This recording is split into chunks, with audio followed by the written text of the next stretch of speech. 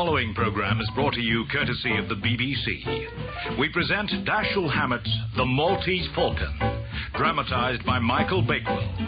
In the role of Sam Spade, Tom Wilkinson, Bridget O'Shaughnessy, Jane Lapotaire, Mr. Gutman, Peter Vaughan, and as Joel Cairo, Nicholas Grace. San Francisco, 1928. Thought you'd like a cup of coffee. Thank you, sweetheart. Put it down, will you? What are you reading? Celebrated Criminal Cases of America. In default of anything coming my way. Anything new? Oh, no, Sam. No missing husbands or unfaithful wives who need tailing? Well, you should be grateful for that, at least. Where is Miles, anyway? Oh, he went out a couple of hours ago. Didn't say where he was going. Oh, I expect that's him now.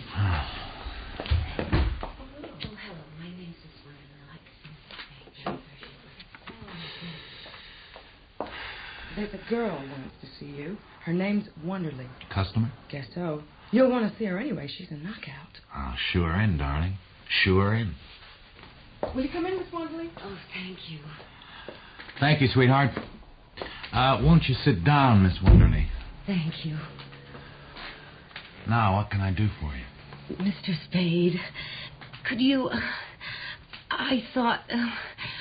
well, that is... Suppose you tell me about it from the beginning, and then we'll know what needs doing. Begin as far back as you can. Oh, that was in New York. Yes. I don't know where she met him. I don't know where in New York.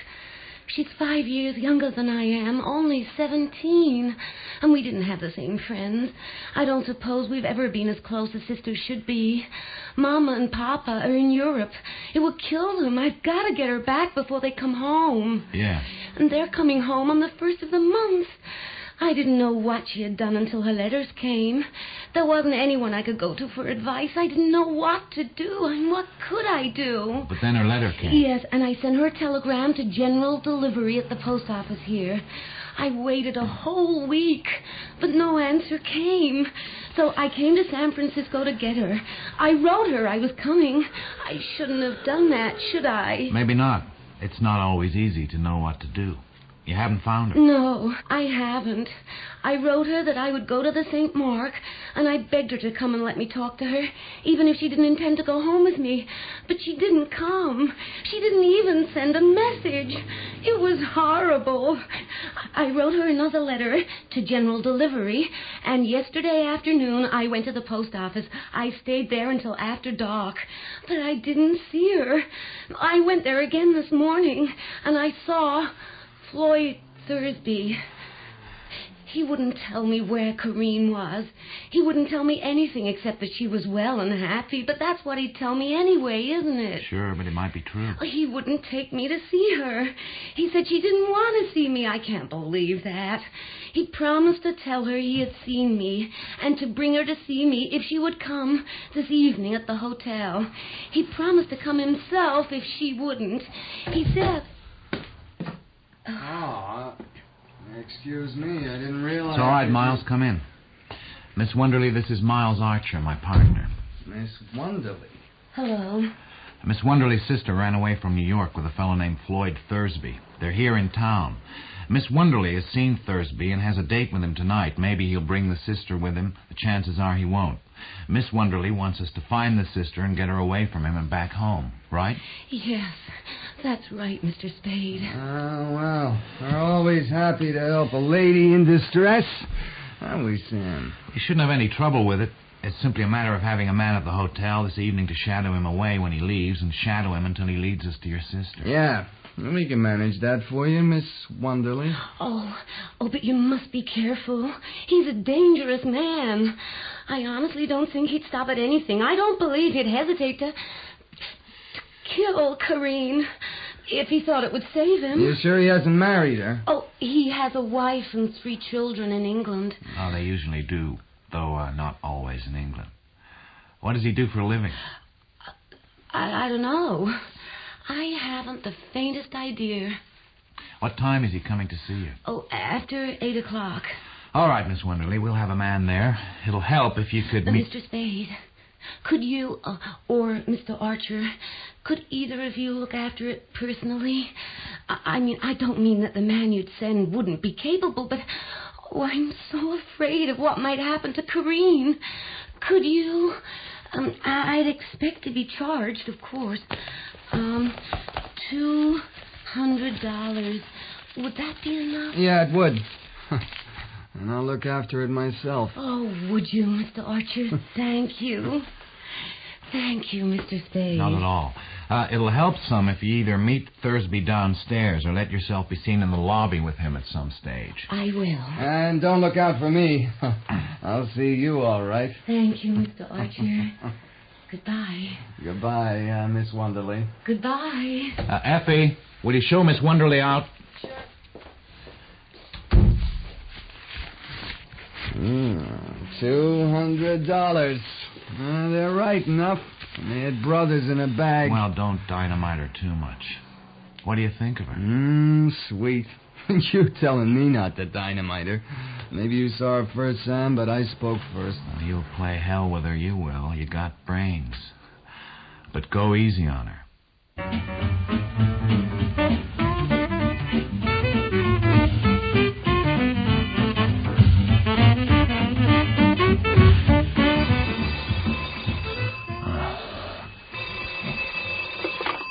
Hello? Yeah, Spade. What about Miles? Burritt Street. Where the hell's that? Off Bush Street. Sure, I know it. It'll take me 15 minutes. 5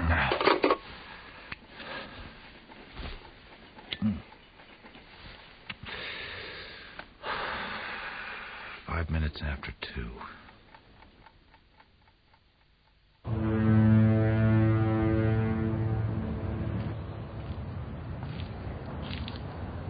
Stop right there. What do you want? Sam Spade. Tom Polehouse phoned me. Sure you are. I didn't know you at first. They're back there. Bad business. Yeah. Hello, Sam. You didn't waste any time. Hello, Tom. I figured you'd want to see Miles before we took him away. Where is he? He's down there on the boulder. The shot must have knocked him right through the fence. He took a stretch of it with him. Is that the gun? Uh-huh, a Webley. English, ain't it? Yeah, a Webley Fosberg automatic revolver. They don't make them anymore. How many got out of it? One pill. He must have been dead when he cracked the fence. And he was standing just about where you are now. Right. He was back to the fence. Yeah, that's right. The man that shot him stood about here. Lets him have it. Miles goes back, taking the top off the fence and going on through and down till the rock catches him, right? That's it. The blast burned his coat. Who found him? The man on the beach, Shilling. He was coming down Bush, and just as he got here, a car turning through headlights up here, and he saw the top was off the fence.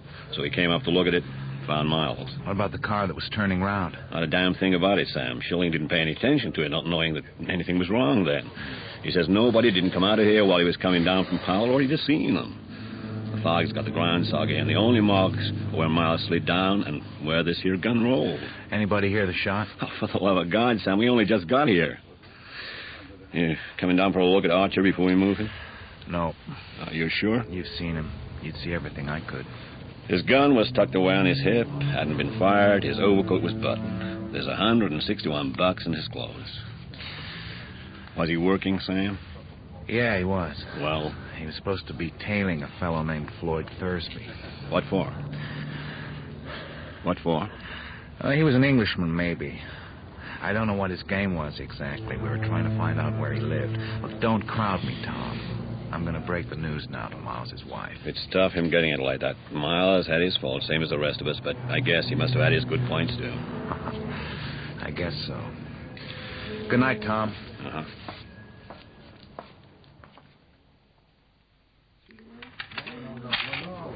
Effie, now listen. Miles has been shot. Yeah, he's dead. Yeah, now, don't get excited. Yeah. You'll have to break it to Iva. No, I'm damned if I will. You'll have to do it. That's a good girl. And tell her to keep away from the office. Tell her I'll be round to see her, but don't tie me to anything. That's the stuff. You're an angel. Bye.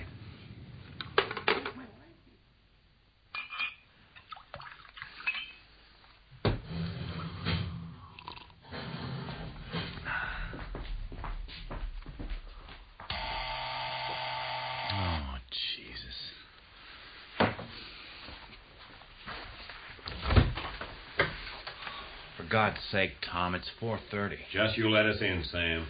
I see you brought your keeper with you. Hello, Dundee. Hello, Spade. Well, you better come in. Take a seat. I'm drinking Bacardi. That do? That'll be fine, Sam.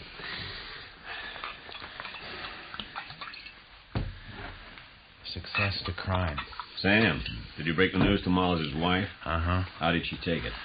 I don't know anything about women, Tom. What the hell you don't? What kind of a gun do you carry, Spade? I don't carry a gun. I don't like them very much.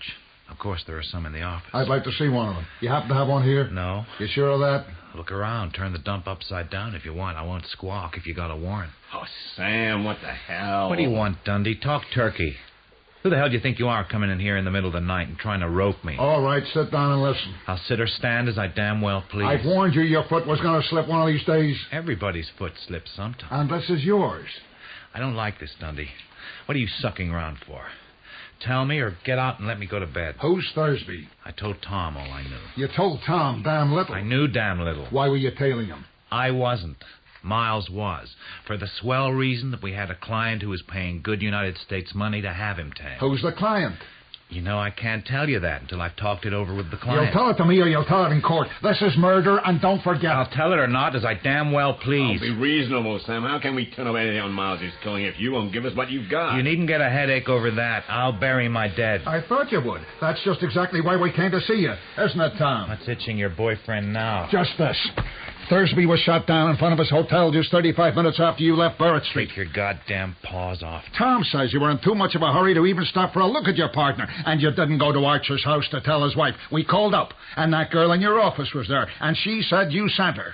Okay, I give you 10 minutes to get to a phone and do your talking to the girl. I give you 10 minutes to get to Thursby's hotel. You could do it easy in that time. And that gives you 10 or 15 minutes of waiting before he showed up. So, what time did you get home? 20 minutes to 4. I walked around thinking things over. Where did you do your walking? Out Bush Street way and back. Did you see anybody? No witnesses.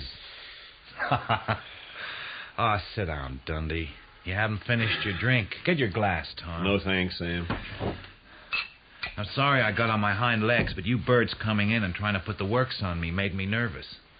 Having Miles knocked off bothered me. It's all right. Now I know what you're up to. Forget it. Thursby die? Yeah. Tell me, how did I kill him? I forget. He was shot 4 times in the back with a .44 or a .45 from across the street when he was going into the hotel. Nobody saw it.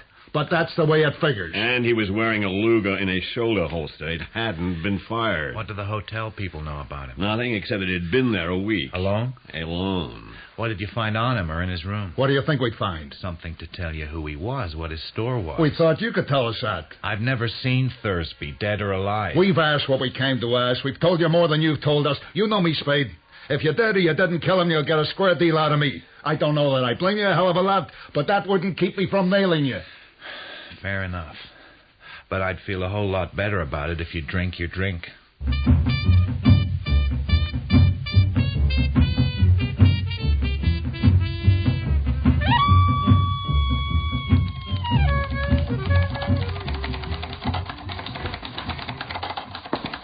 Morning, sweetheart.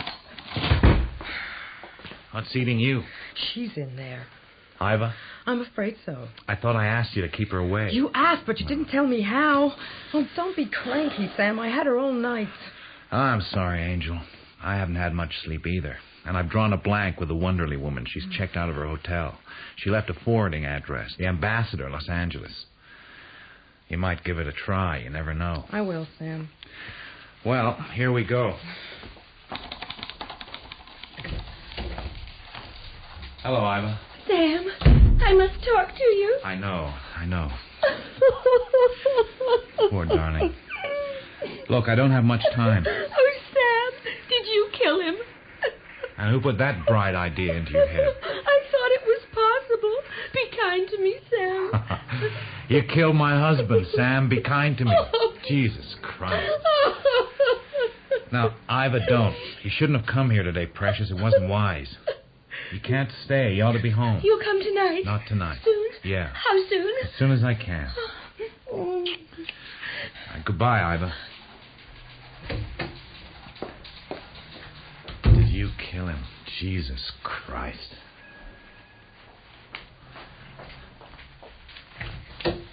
Well, how did you and the widow make out? She thinks I shot Miles. So you could marry her. The police think I shot Thursby. Who's he? Who do you think I shot? The guy Miles was supposed to be tailing. Did you try the ambassador? Yes, they have no reservation for Miss Wonderly. Are you going to marry Iva? Don't be silly. She doesn't think it's silly.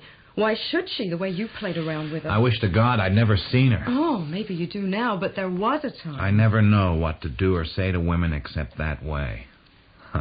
And then I didn't like Miles. Do you suppose she could have shot him? You're an angel. A scatterbrained angel. Oh, am I? Well, suppose I told you that your Iva hadn't been home many minutes when I arrived to break the news at 3 o'clock this morning? Are you telling me? She kept me waiting at the door while she undressed. I saw her clothes where she dumped them on a chair. Her singlet was still warm. You're a detective, darling, but she didn't kill him. That louse wants to marry you, Sam. Did you see her last night, Sam? No. Honestly? Honestly. Don't act like Dundee, sweetheart. Look at me, Sam. Oh, you worry me. You always think you know what you're doing, but you're too slick for your own good, and someday you're going to find that out. I'll get it. Spade. It's about time. Where are you? The Coronet, 1001. Yeah, what did he say? LeBlanc. I'll be right over.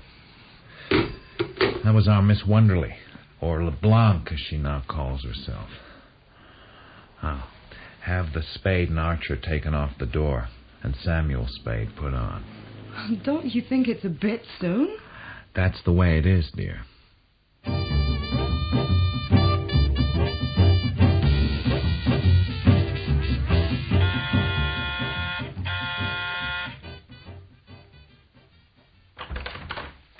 Good morning.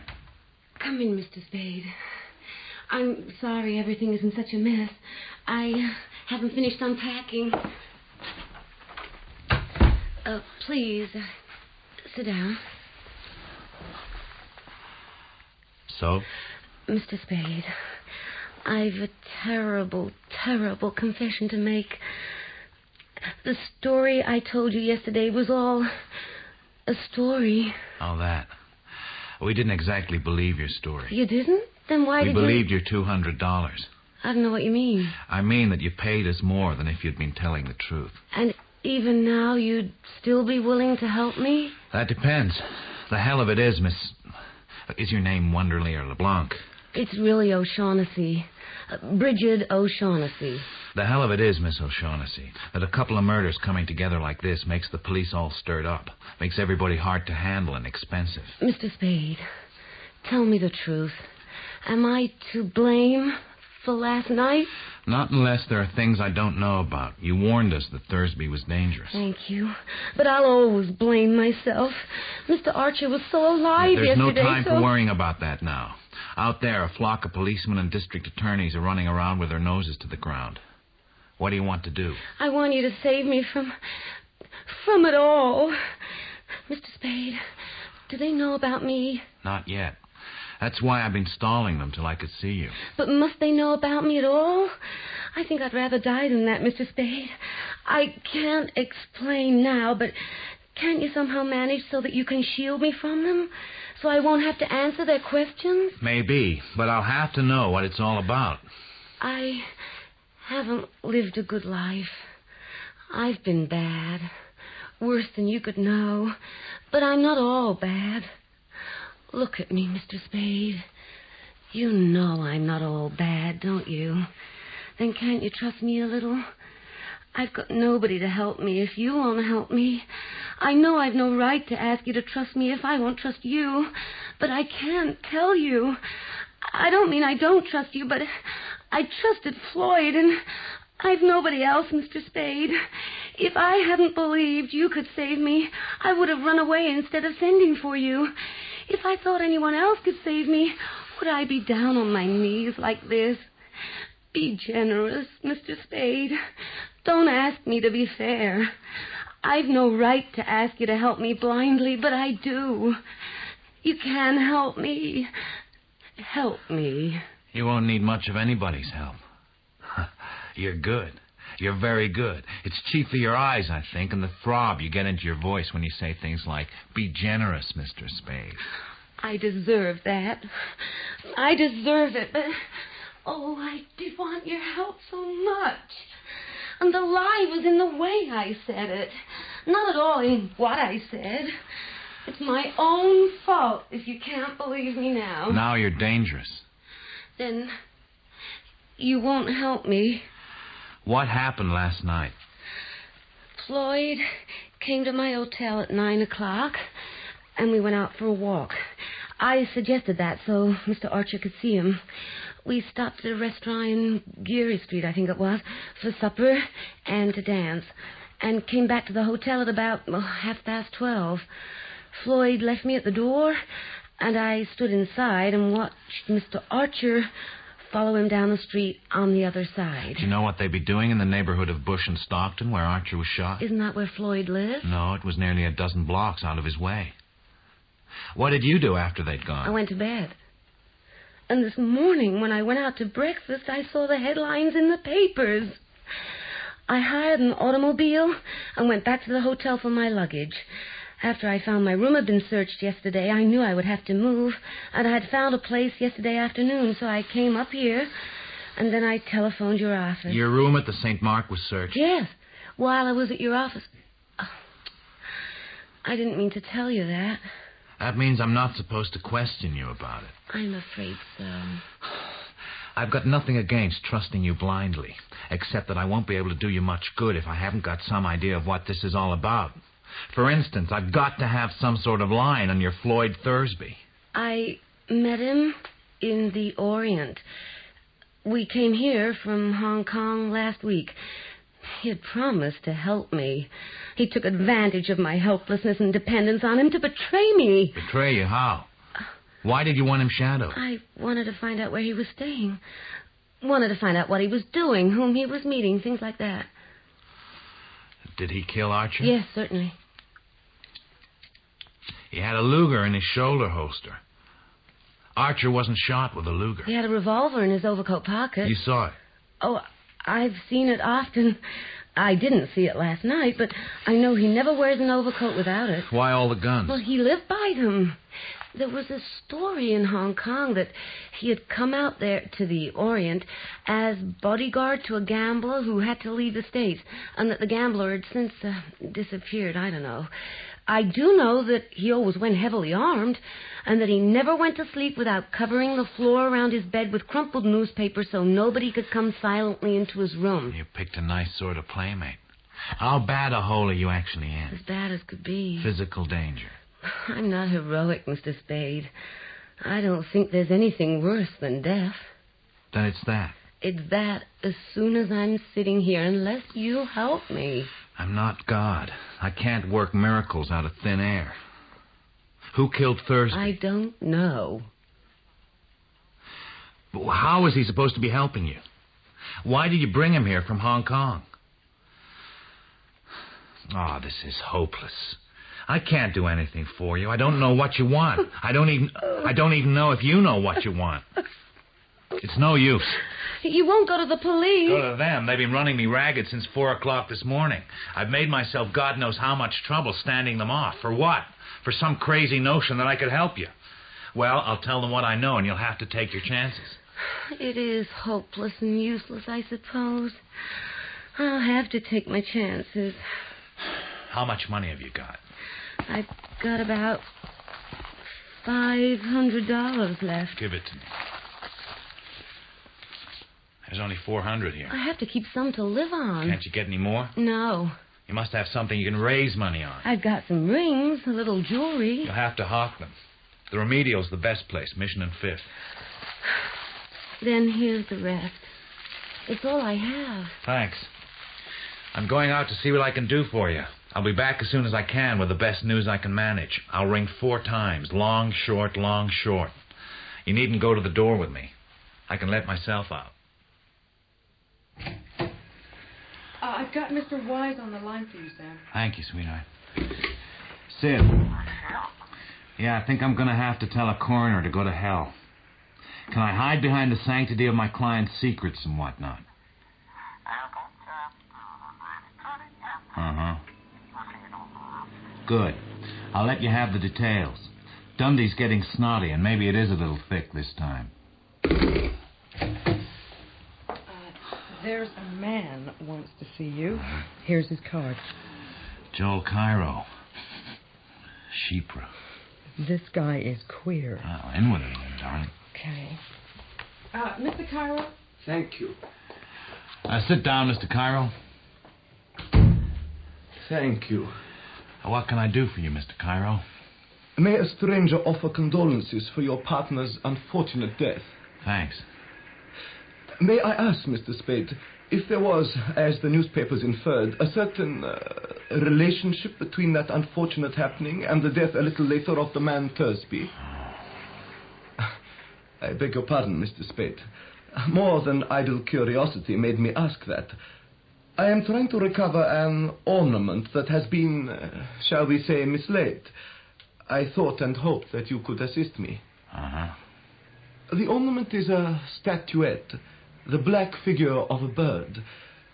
I am prepared to pay, on behalf of the figure's rightful owner, the sum of $5,000 for its recovery. $5,000 is a lot of money. Come in. Is there anything else? No, good night. Lock the door when you go out, will you? Sure. Good night. Good night. You will please clasp your hands together at the back of your neck. I intend to search your offices, Mr. Spade. I warn you that if you attempt to prevent me, I shall certainly shoot you. Go ahead. I shall first have to make sure that you are not armed. As you wish.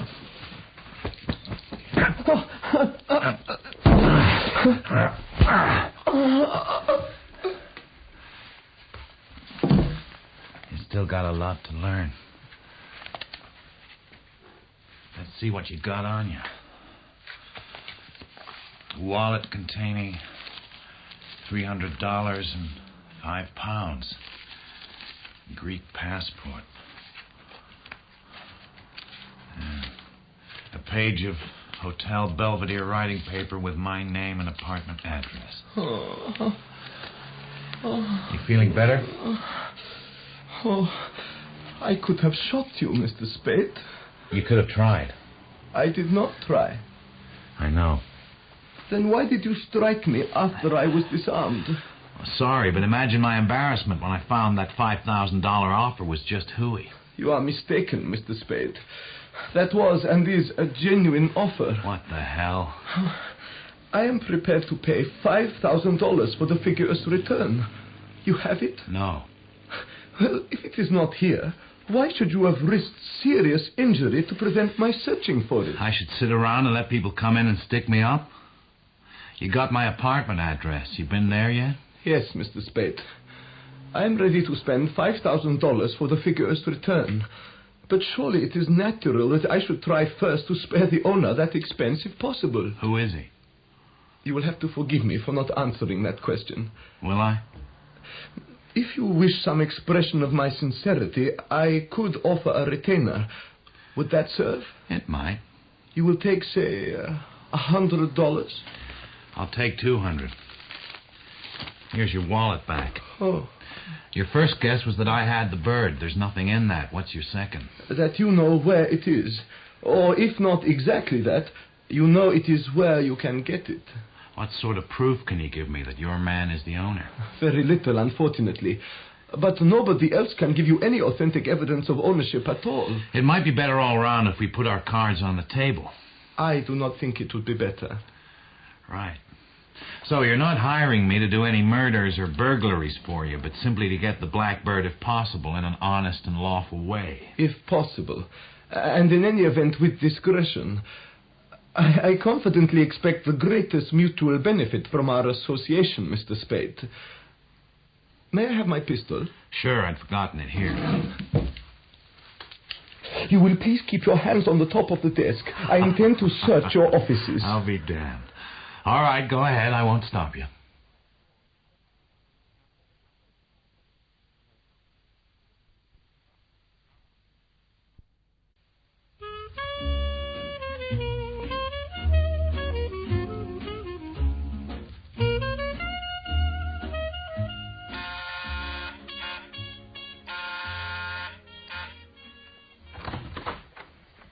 Spade.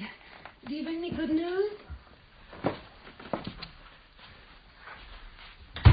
Let me take your coat. We won't have to make anything public that hasn't already been made public. The police won't have to know about me? No. However did you manage it? Most things in San Francisco can be bought or taken. And you won't get into trouble. Oh, do sit down. I don't mind a reasonable amount of trouble. You aren't exactly the sort of person you pretend to be, are you? I'm not sure I know what you mean. Schoolgirl manner, stammering and blushing and all that. I told you this afternoon that I've been bad. Worse than you could know. That's what I mean. You told me this afternoon in the same words, same tone. It's a speech you've practiced. Very well, then, Mr. Spade. I'm not at all the sort of person I pretend to be. I'm 80 years old, incredibly wicked, and an iron molder by trade. But if it's a pose, it's one I've grown into. So you won't expect me to drop it entirely, will you? Oh, it's all right.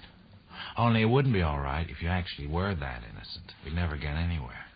I won't be innocent. I saw Joe Cairo tonight. You know him? I saw him tonight. Ooh. It's chilly. I'll put another log on the fire. Oh.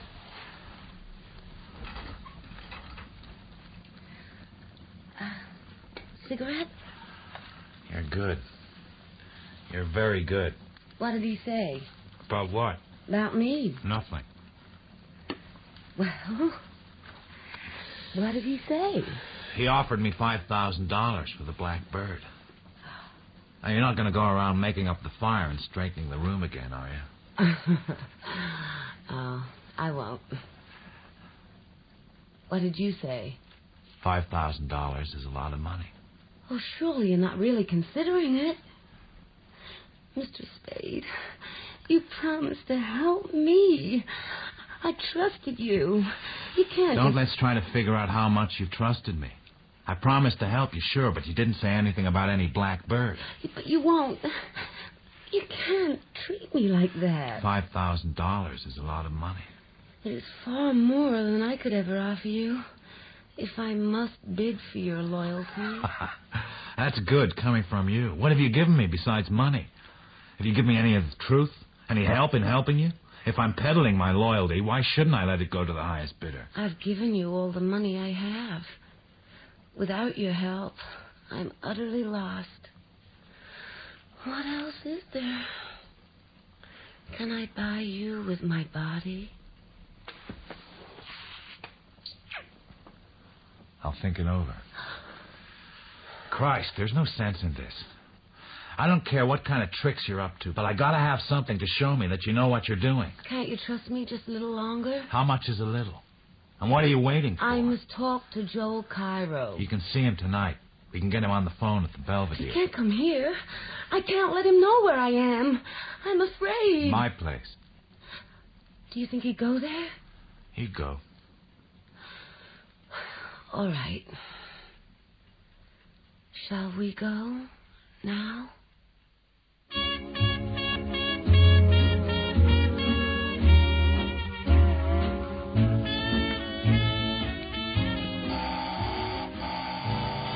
That's him.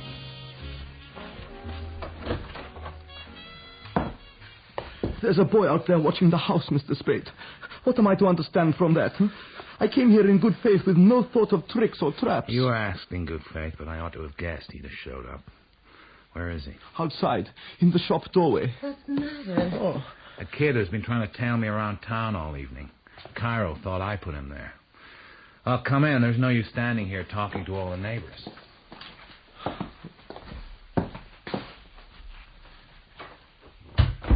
This boy, did he follow you to my apartment? No, I shook him off before that. And I suppose he came back here to try to pick me up again. I am delighted to see you again, Miss O'Shaughnessy. I was sure you would be, Joe. Sam told me about your offer for the Falcon. How soon can you have the money ready? It is ready. In cash? I can be quite prepared to give you this money at, say, 10:30 in the morning. Would that suit you? But I haven't got the Falcon. Then why would I'll have it in a week at the most, though. Where is it? Where Floyd hid it. And you know where that I is? think I do. Then why must we wait a week? Well, perhaps not a whole week. Whom are you buying it for, Joe? I told Mr. Spade. For its owner. Oh, you went back to him. Naturally, I did. I should have liked to have seen that. Exactly what happened to Floyd. Gee. I see. Is he here? I don't know. What difference does it make? It might make a world of difference to, let us say, to Mr. Spade. Or me. Or you. Exactly. And shall we say more certainly, the boy outside. Yes, unless he's the one you had in Constantinople. The one you couldn't make. Oh! Stop that, Cairo. And drop the gun. This is the second time you put your hands on me. Yeah, and when you're slapped, you'll take it and like it. Who is it? How should I know? Keep quiet. I'll go see what it's all about. Hello, Sam. We thought you wouldn't have gone to bed yet. I want to talk to you, Spade. Well, go ahead and talk. We don't have to do it standing here, do we? You can't come in. It would pay you to play along with a Spade. You got away with plenty, but you can't keep it up forever. Stop me when you can. That's what I'll do. There's talk going around that you and Archer's wife were cheating on him. That sounds like something you thought up yourself. The talk is, that's why he was put on the spot. You oughtn't to try to pin more than one murder on me at a time. Your first idea that I knocked Thursby off because he killed Miles falls apart if you blame me for killing Miles, too. You haven't heard me say that you killed anybody. You're the one that keeps bringing that up. I hope you got something better to do besides pop in here early every morning and ask me damn fool questions. And get damn lying answers. Take it easy. If you say there's nothing between you and Archer's wife, you're a liar. And I'm telling you so. Is that the hot tip that brought you here at this ungodly hour of the night? That was one of them. And the others? Let us in. No chance. All right, Spade. We'll be on to see you now and then. Maybe you're right in bucking us. Think it over. I guess we're going in. I guess you are. Police! Help! All right, Clary. Drop the gun. What are you up to? Oh, she scratched my face. Look at it. Did you do that? I had to. I was all alone in here with him when he attacked me. I couldn't make myself shoot him. You dirty, filthy liar. She's lying awfully. I came here in good faith and was attacked by both of them. And when you came, he went out to talk to you, leaving her here with this pistol. And then she said they were going to kill me after you left. And I called for help so you wouldn't leave me here to be murdered. And then she struck me with a pistol. Now, let's get this straight. What are you doing here? He sent for me. He called me on the telephone and asked me to come here. What did he want you for? He said he wanted to... they wanted to see me. I don't know what about. Well, what happened then? They attacked me. She struck me first, and then he choked me and took the pistol out of my pocket. I don't know what they would have done if you hadn't arrived. Why don't you make him tell the truth? Hey, none of that now. She's impulsive. Yep. What do you want us to think the truth is? Not what he said. Not anything he said. Spade. Don't look at me. I was out in the kitchen mixing an omelet when it happened. Well, Tom, I don't think we'll go wrong pulling them all in. Don't be in a hurry. Everything can be explained. I'll bet. Miss O'Shaughnessy, may I present Lieutenant Dunne and Detective Sergeant Polehouse. Miss O'Shaughnessy is an operative in my employ. That's not true. I hired her recently.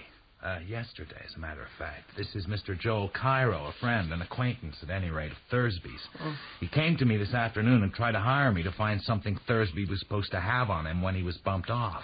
It looked funny the way he put it to me, so I wouldn't touch it. Anyway, after talking it over with Miss O'Shaughnessy, I thought maybe we might get something out of him about Miles and Thursby's killing, so I asked him to come up here. Maybe we put the questions to him a little rough, but he wasn't hurt any. Well, what are you going to say to that? I don't know what I should say. Try telling the facts. The facts? Quit stalling. All you got to do is swear a complaint that they took a poke at you. Go ahead, Cairo. Tell him you'll do it, then we'll swear to one against you, and he'll have the lot of it. That's enough. Get your hats. Well, boys and girls, we put it over nicely. Get your hats. Don't you know when you're being kidded? Huh? I dare you to take us in, Dundee. We'll laugh at you in every newspaper in San Francisco. When the bell rang, I said, it's those damn bulls again. They're getting to be a nuisance. Let's play a joke on them. When you hear them going, one of you start to scream, and we'll see how far we can string it along. Cut it out, Sam. Where did the cut on his head and mouth come from? Ask him. Maybe he cut himself shaving. I fell. We were pretending to struggle for the pistol. Horse feathers. You can't get away with that. You belch for help and you gotta take it. No, sir. It was a joke. I'll take you along for packing a gun anyway. Don't be a sap, Dundee. It's part of the plant. It's one of mine. Too bad it's only a .32, or you could find it was the one that Thursby and Miles were shot with. You bastard. Why, you... Just try. No, Sam, for God's sake. Get him out of here, quick. I've had enough of this. Take it easy, Sam. Is that all, Lieutenant? I'm going too, if Mr. Spade will be kind enough to give me my coat. So, it was all in fun. But you're afraid to be left here with them. No, not at all. But it's quite late, and I'm going. I hope to God you know what you're doing, Sam.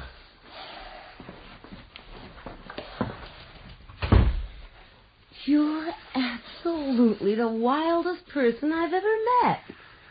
Do you always carry on so high-handed? I let him hit me, didn't I? Oh, yes, but a police official... It wasn't that. It was that in losing his head and slugging me, overplayed his hand. Well, you've had your talk with Cairo, now you can talk to me. Well, I'm listening. Oh, just look at the time. Oh, it's been a busy evening. I must go. This is terrible. Not until you've told me about it. Besides, there's the kid outside. Let's talk. You're the most insistent person. What's this bird, this falcon that everyone seems so steamed up about? Oh, I'm so tired of it. And I do hate having to talk about it. Wouldn't it be just as well to wait and let you learn about it? I don't know.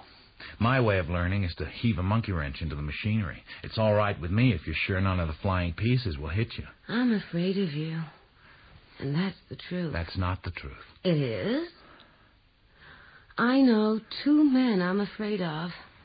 And I've seen both of them tonight. I can understand you being afraid of Cairo. He's out of your reach. And you aren't? Not in that way. It's a black figure, as you know. Smooth and shiny. Of a bird. A hawk or a falcon. About a foot high. What makes it so important? I don't know. They'd never tell me.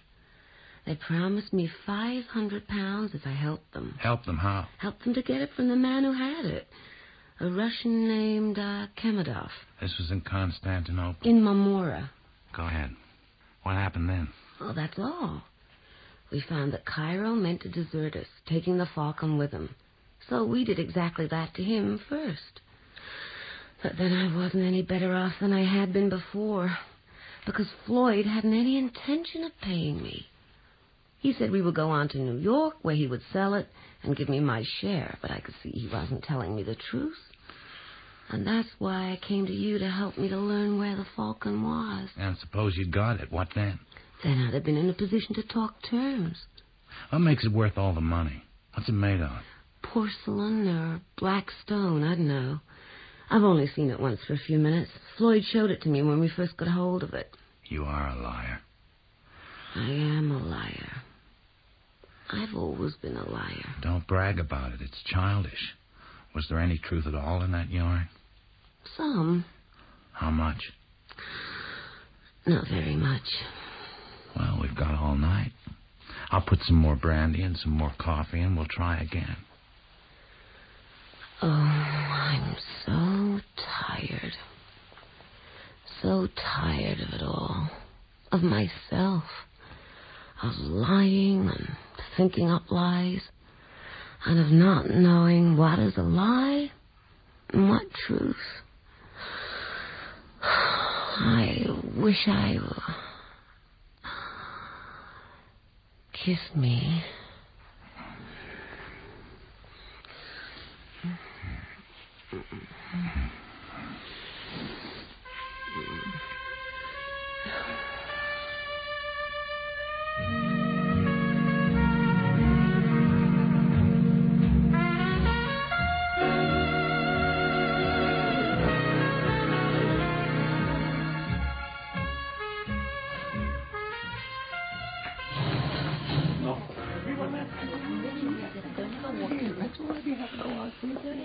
Is Mr. Joe Cairo in, room 635? No, sir, he's not in the hotel. Any idea what time he left? He didn't return last night, sir. I see. Sorry, I can't help you any further. That's all right. I just spotted somebody who can. You're welcome. Where is he? What? Where is he? Who? The fairy.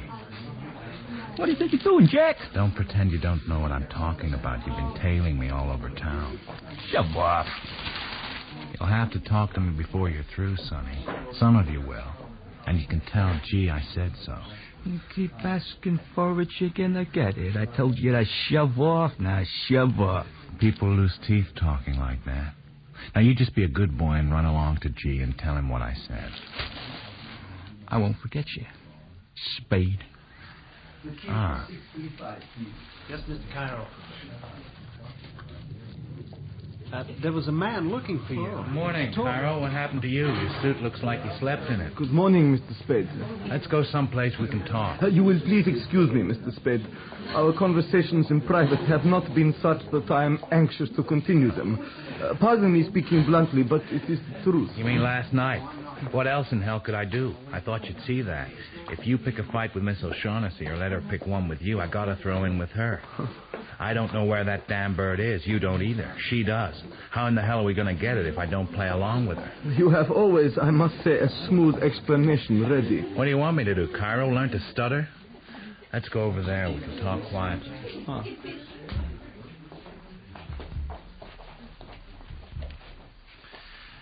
Now, tell me what happened. Did Dundee take you down to the hall? Yes. How long did they work on you? Until a little while ago, and very much against my will. I shall certainly take the matter up with the Consulate General of Greece, and with an attorney. Go ahead and see what it gets you. What did you let the police shake out of you? Not a single word, Mr. Spade. I adhere to the course you indicated earlier in your rooms. Though I certainly wished you had devised a more reasonable story, I felt decidedly ridiculous repeating it. Sure, but its goofiness is what makes it good. You sure you didn't give him anything? You may rely upon this, Mr. Spade. I did not. You'll be hearing from Dundee again. Stay dummied up on him and you'll be all right. And don't worry about the story's goofiness. A sensible one would have had us all in the cooler. You may be right. And now, Mr. Spade... I know. You'll be wanting sleep if you've been standing up under a police storm all night. See you later, Cairo.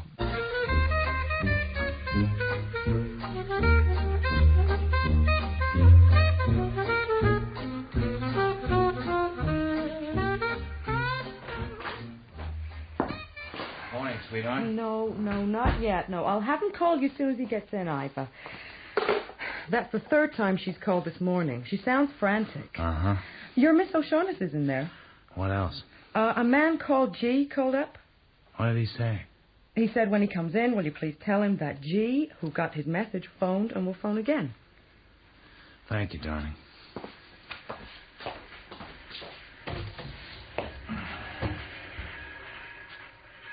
Sam. Oh, somebody has been in my apartment. It's all upside down. Anything taken? I don't think so. I don't know. I was afraid to stay. You must have let that boy follow you. No, Angel. But he was watching your place when we were there. There's no reason to think he's working alone. But we've got to find a new home for you. I won't go back there. I've thought of a way. Wait here a minute. Effie. Uh-huh. How's your woman's intuition today? What? What do you think of Miss O'Shaughnessy? Oh, I'm for her. I think no matter what kind of trouble she's gotten into, she's all right. Are you strong enough for her to give her a lift? How? Could you put her up for a few days? What, you mean at home? Yeah. Her joint's been broken into. It'd be better for her if she wasn't alone. It would help me a lot if you could take her in. Well, is she really in danger, Sam? I think she is. Oh, that would scare mine to a green hemorrhage. I'll have to tell her she's a surprise witness or something you're keeping undercover. You're a darling. I'd better take her out there now. Okay. No. You oughtn't to be seen leaving together. You take a taxi home, and I'll send her out in another in a little while, making sure she isn't followed. Don't worry. I'll look after the office after you've both gone. Hello? Yeah, this is Spade. I've been waiting to hear from you. Mr. Gutman. No, the sooner the better. 12C, right. Sam.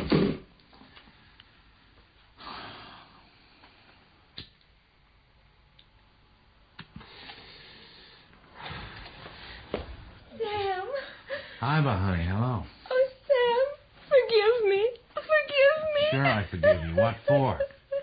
I sent those policemen round last night. I was sitting in the car waiting outside your apartment when you went in with that woman. I was mad, crazy with jealousy, and I phoned them that if they'd go there, they'd learn something about Miles's murder. Did you tell them who you were? Oh, no. But I told them you were having an affair with Miles's wife. That was a dumb trick, but it's done now. You better run along home. I'm sorry. I know you won't forgive me.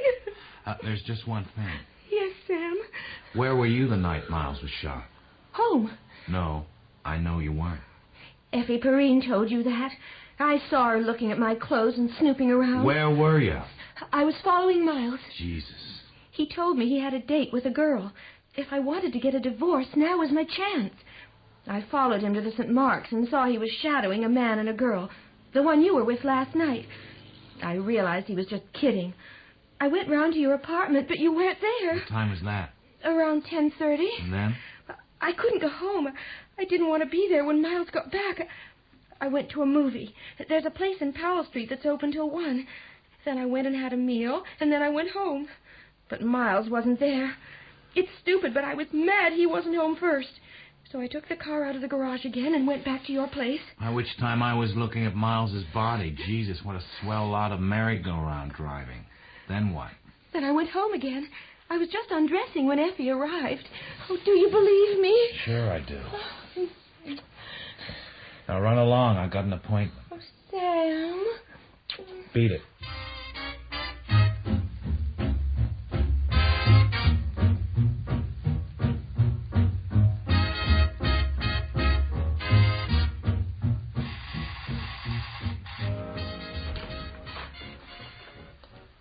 Spade. Nice to see you again, Sonny. Thank you, Wilma. You can leave us now. Mr. Spade. How do you do, Mr. Gutman? Sit down. Let me get you a drink. Whiskey? Thanks. We begin well, sir. I distrust a man that says when. If he's got to be careful not to drink too much, it's because he's not to be trusted when he does. Well, sir, here's to plain drinking and clear understanding.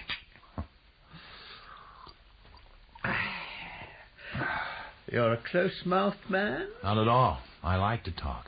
Better and better. I distrust a close-mouthed man. He generally picks the wrong time to talk and says the wrong things. Talking something you can't do judiciously unless you keep in practice. We'll get along, sir, that we will. Cigar, sir? Thank you.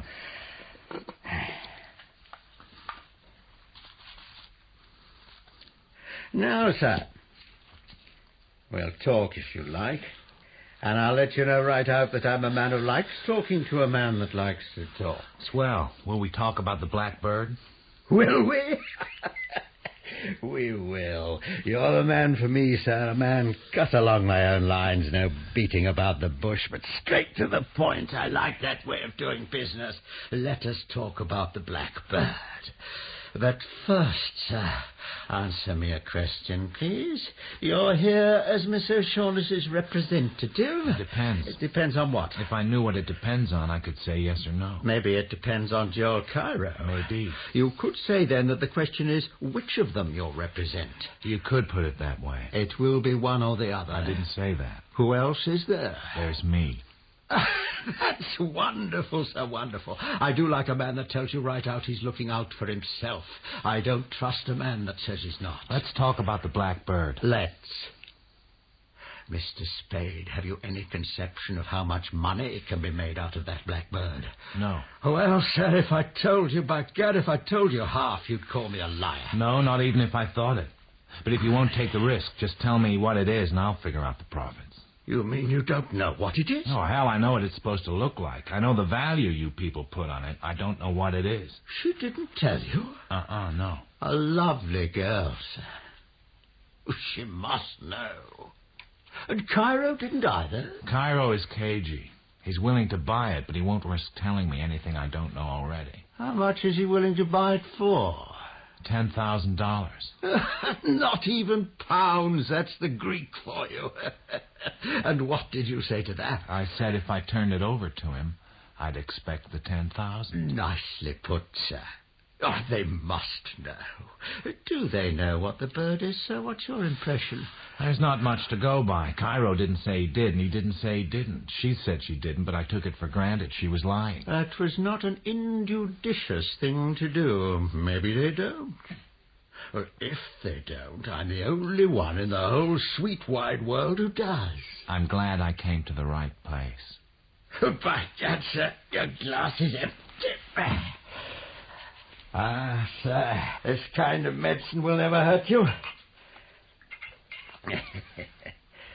Here's to plain speaking and clear understanding. Oh, well, sir, it's surprising, but it may be a fact that nobody in this whole sweet wide world knows what it is, saving and excepting your humble servant, Caspar Gottman, Esquire. Swell. And when you told me there'd only be two of us. Mathematically correct, sir, but I don't know for certain that I'm going to tell you. Don't be a damned fool. You know what it is, I know where it is. That's why we're here. Well, sir, where is it? You see? I must tell you what I know, but you will not tell me what you know. That is hardly equitable, sir. No, I do not think we can do business along these lines. You think again, and you think fast. I told that punk of yours you'd have to talk to me before you got through. I'll tell you now that you'll do your talking today, or you are through. What are you wasting my time for, you and your lousy secret? Maybe you could have got along without me if you'd have kept clear of me. You can't now, not in San Francisco. You'll come in or you'll get out, and you'll do it today. And another thing I don't want, you keep that gunsel away from me while you're making up your mind. He makes me nervous. I'll kill him the first time he gets in my way. I won't give him an even break. I won't give him a chance. I'll kill him. Well, sir, I must say you have a most violent temper. Temper? You think it over, and think like hell. You've got till 5:30 to do it in. Then you're either in or out for keeps. 5:30. Then the curtain.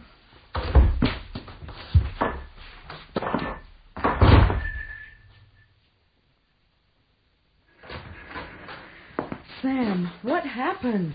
What happened where? Miss O'Shaughnessy, why didn't she come? She didn't get there? I waited and waited, and she didn't come. I couldn't get you on the phone, so I came back here. Oh, did you send her out in a taxi? Of course I did. And you sure she... Someone must have followed her. Nobody followed her. What do you think I am, a goddamn schoolboy? I'm going out to talk to the taxi drivers. I'll find her if I have to dig up sewers. Stay here till I'm back or you hear from me.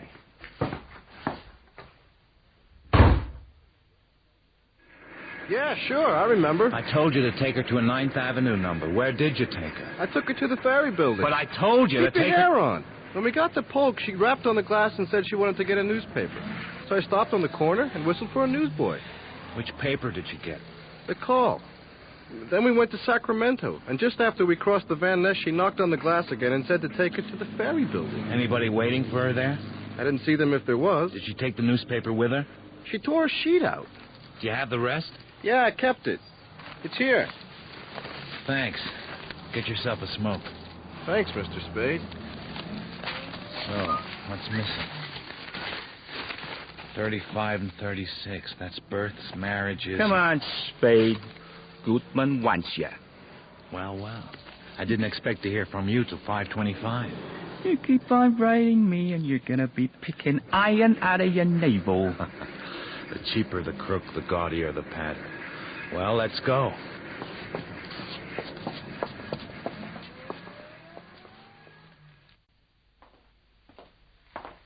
Keep straight on along the corridor, Spade. You know the way. You have to keep on poking that thing in my back. Hey, how long you been off the Gooseberry Lake, kid? Now look here, you... I'll take the gun. And the other one. Come on. This'll put you in solid with your boss, kid.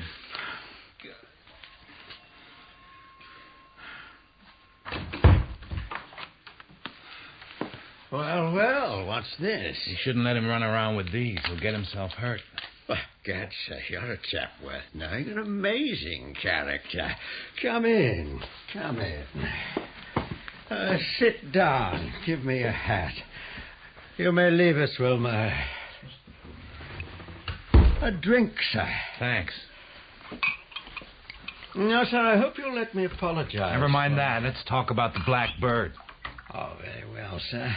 Let's hear. Thanks.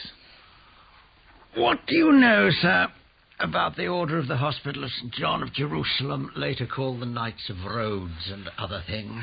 Not much. Only what I remember from history in school. Crusaders or something. Very good. Now, you'll remember that Suleiman the Magnificent chased them out of Rhodes in 1523. No. Well, sir, he did, and they settled in Crete. And they stayed there for 7 years until 1530, when they persuaded the Emperor Charles V to give them Malta, Gozo, and Tripoli. Yeah? Yes, sir, but with this condition. They were to pay the Emperor each year the tribute of 1 falcon in acknowledgement that Malta was still under Spain, and if they ever left it, it was to revert to Spain. Understand? Yeah. Have you any conception of the extreme, the immeasurable wealth of the order at that time? If I remember, they were pretty well fixed. Pretty well, sir, is putting it mildly. They were rolling in wealth, sir. You've no idea. None of us has any idea. For years they'd preyed on the Saracens, had taken nobody knows what spoils of gems, precious stones, silks, ivory. Well, now, what could be more natural than for these immeasurably wealthy knights to look around for some way of expressing their gratitude to the Emperor? Well, so that is exactly what they did, and they hit on the happy thought of sending Charles not an insignificant live bird, but a glorious golden falcon, encrusted from head to foot with the finest jewels in their coffers. Well, sir, what do you think of that? I don't know. Well, those are facts. Historical facts, not schoolbook history, not Mr. Wells's history, but history nevertheless. The bird was sent in a galley commanded by a French knight named Cormier or Corvair, a member of the order. It never reached Spain. You know of Barbarossa, Redbeard, Khayr-ed-Din? No. A famous admiral of buccaneers, sir. He took the galley and he took the bird. The bird went to Algiers, that's a fact, and there it remained for 100 years, until it was carried away by an English adventurer who was with the buccaneers for a while, Sir Francis Verney. There's nothing said about the bird in Lady Frances Verney's Memoirs of the Verney family during the 17th century. I looked. And Verney didn't have it with him when he died in Messina in 1615. He was stony broke. But, sir, it did go to Sicily. According to Caruti, the author of Storia del Regno di Vittorio Amadeo II, it was one of Victor Amadeus's wedding gifts to his wife.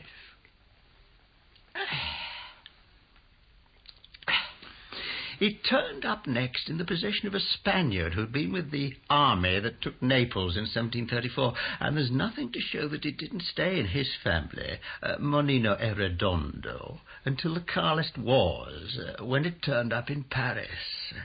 During the Carlist troubles, it had been painted or enamelled over to look like nothing more than a fairly interesting black statuette. And in that disguise, sir, it was, you might say, kicked around Paris for 70 years by private owners and dealers too stupid to see what was under the skin. A football in the gutters of Paris.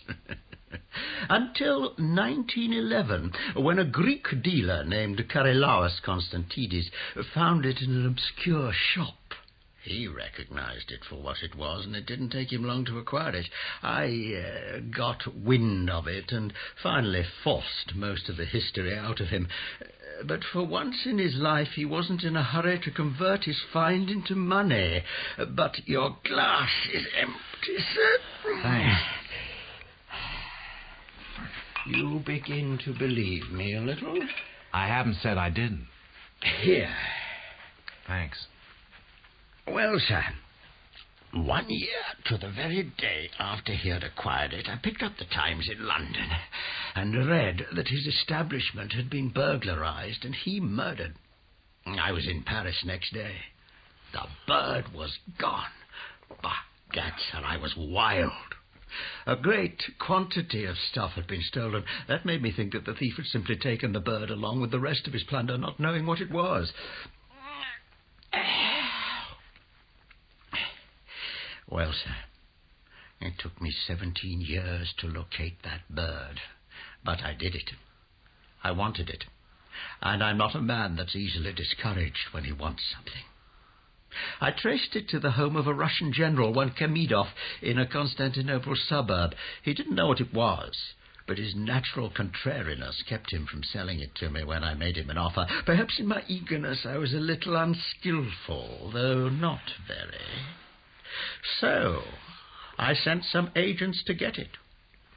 Well, sir, they got it, and I haven't got it. But I'm going to get it. Your glass.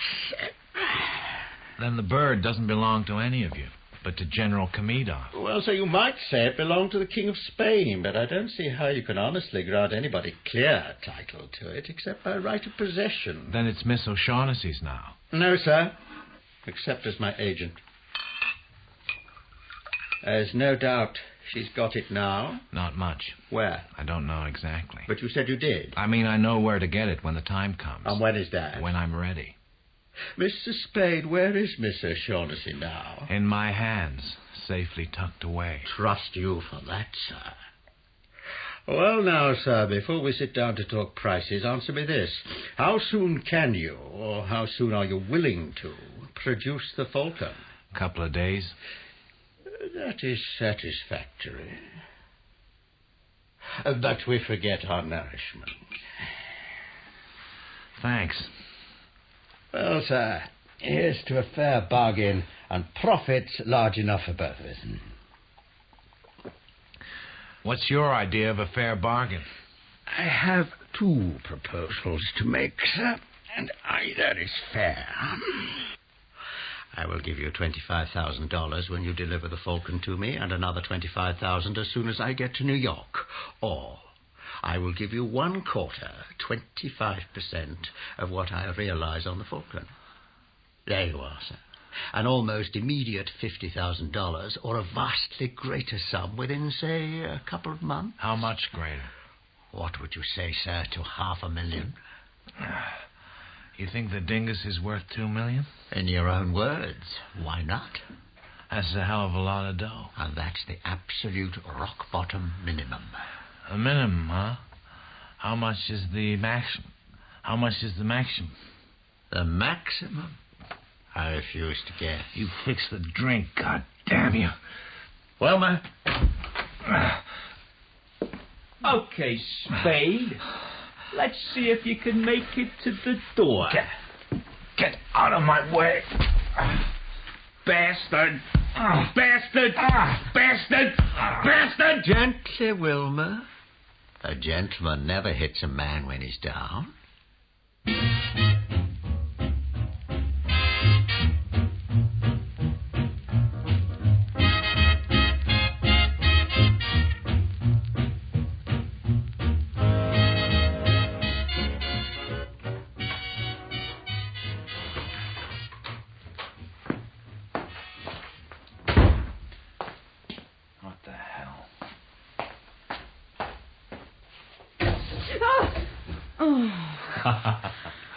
I thought you were a hitman. I saw the light under the door. So, you finally got back. Oh, God, what time is it? 6 o'clock. What are you doing here? Well, you told me to stay till you got back or phoned. So you've been here all night? You're the sister of the boy who stood on the burning deck. Your head, what happened? I don't know whether I fell or was slugged. I went visiting, was fed knockout drops, and came to 12 hours later, all spread out on a man's floor. You'll have to get a doctor. You can't walk around with a head like that. It's not as bad as it looks, except for the headache. Cold water ought to help. Anything turn up after I left? Yeah, the district attorney's office phoned. He wants to see you. Himself? That's the way I understood it. I think he means business, Sam. Oh, and Tom Polhouse rang. Wants to have lunch at the State's Hofbrau. Anything else? A boy came with a message from Mr. Gutman. I got it. That's how I got this. Well, then what's it all about? I don't know, sweetheart. He didn't slip me the drops until after I told him he'd have to wait for a couple of days for what he wanted. Maybe he figured he could get it without my help in that time. He didn't get any word from the O'Shaughnessy? No, Sam, nothing. Has this got anything to do with her? or something. Look, sweetheart, I'm going back to freshen up, and you better go home and get some sleep. And I'd better drop in on the DA. Did you buy the call yesterday? No, Sam. Why? Just a thought. I'll call in at their business office. See you later.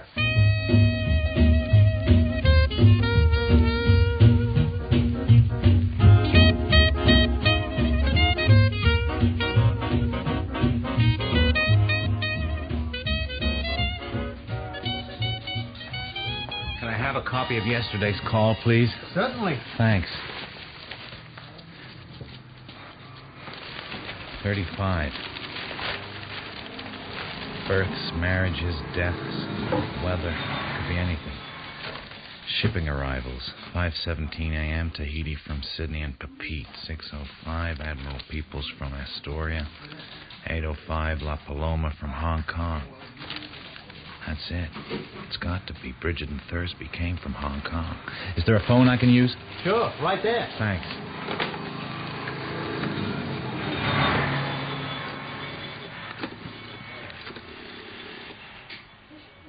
Hello, shipping office? Can you tell me where the Paloma is docked? It came from Hong Kong yesterday morning. Uh-huh. It's what? Jesus. So that's what all the racket's about.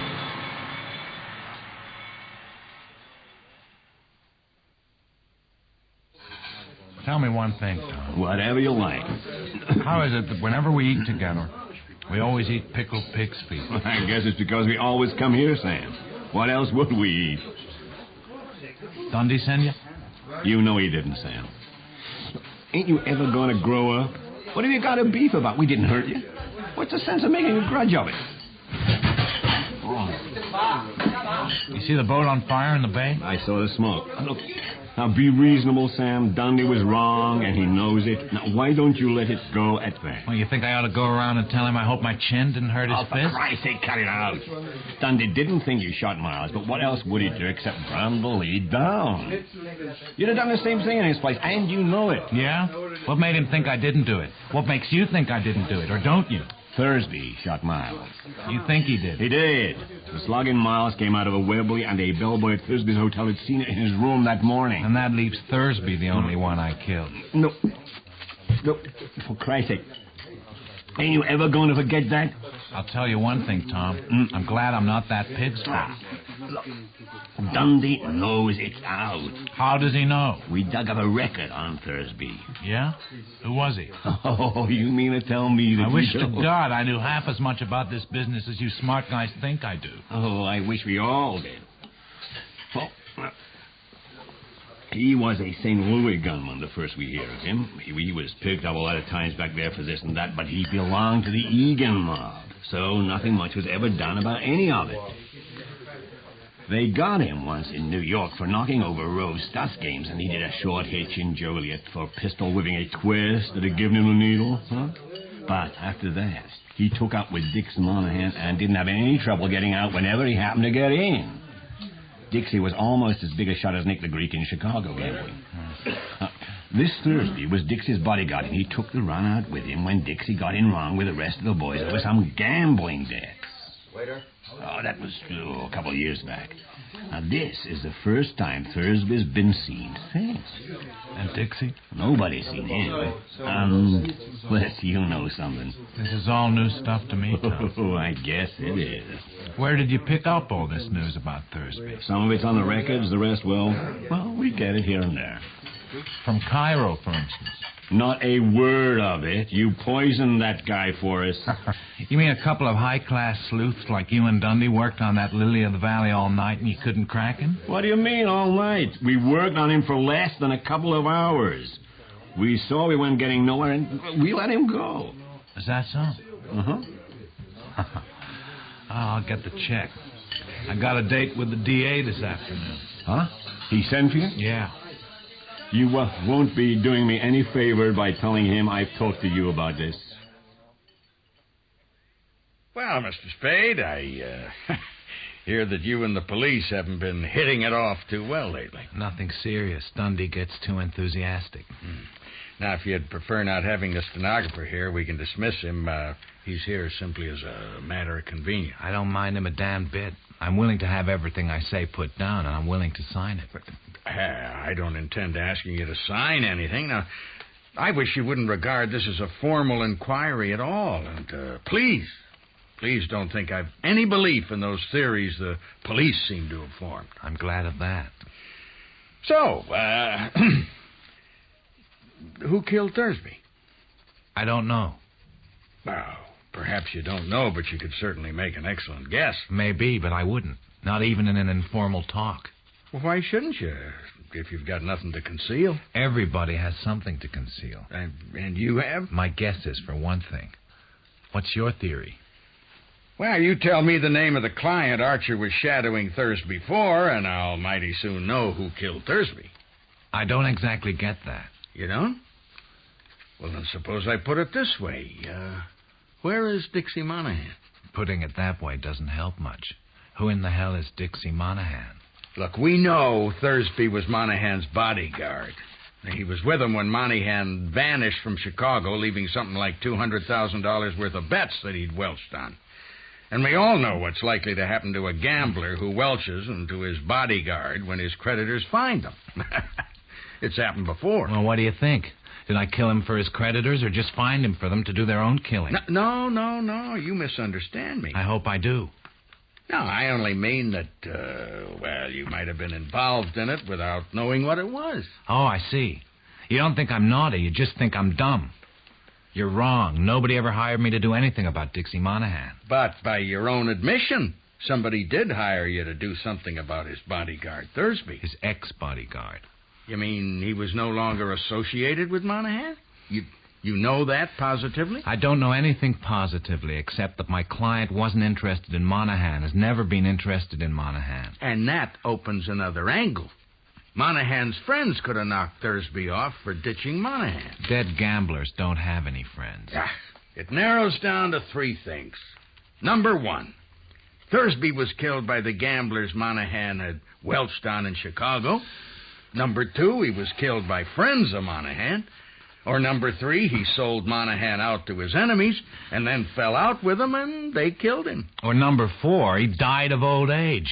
You're not serious, are you? In one of those three categories lies the solution, and you can give us the information that will enable us to determine the category. You wouldn't want the kind of information I could give you, Brian. You couldn't use it. It'd poop the gambler's revenge scenario for you. You're not the judge of that. Right or wrong, I am nonetheless the district attorney. I thought this was an informal talk. I am a sworn officer of the law 24 hours a day, Spade, and neither formality nor informality justifies your withholding from me evidence of crime, except, of course, on certain constitutional grounds. You mean if it might incriminate me? Well, I got better grounds than that, or grounds that suit me better. My clients are entitled to a decent amount of secrecy. Maybe I can be made to talk to a grand jury or even a coroner's jury, but I haven't been called before either yet, and it's a cinch I'm not going to advertise my client's business until I have to. Then again, you and the police have both accused me of being mixed up in the other night's murders. I've had trouble with both of you before. As far as I can see, my best chance of clearing myself of the trouble you're trying to make for me is by bringing in the murderers all tied up, and my only chance of ever catching them and tying them up and bringing them in is by keeping away from you and the police, because neither of you show any signs of knowing what the hell this is all about. You getting this down all right, son, or am I going too fast for you? Oh, no, sir, I'm getting it all right. Good work. Now, Brian, if you want to go down to the board and tell them that I'm obstructing justice and ask them to revoke my license, hop to it. You've tried it before and you didn't get anything but a good laugh all around. Now, look here, Spade. And I don't want any more of these informal talks. I've got nothing to tell you or the police, and I'm goddamn tired of being called names by every crackpot on the city payroll. If you want to see me, pinch me, or subpoena me or something, and I'll come down with my lawyer. I'll see you at the inquest, maybe.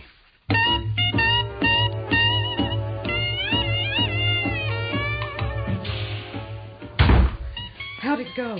How did what go? The district attorney. Well, we didn't kiss when we parted. He got snotty, but so did I. He means trouble. Have you found out where Miss O'Shaughnessy is, Sam? I know where she went. Where? She went down to a boat in the harbor, the Paloma. She went there?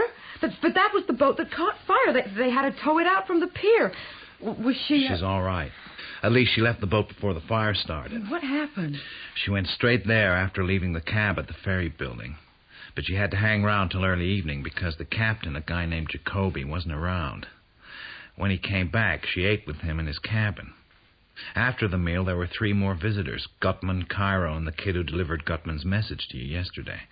And it's hard to get anything out of the crew, but they had a row. And somewhere around 11 o'clock, a gun went off in the captain's cabin. The captain told the watchman that everything was all right. Shortly after midnight, the captain and the 4 of them left the boat. The captain hasn't been back since. Well, what caused the fire? I don't know. It was discovered in the hold late this morning. The chances are... What the hell?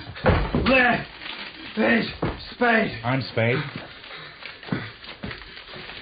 You know Bridget O'Shaughnessy.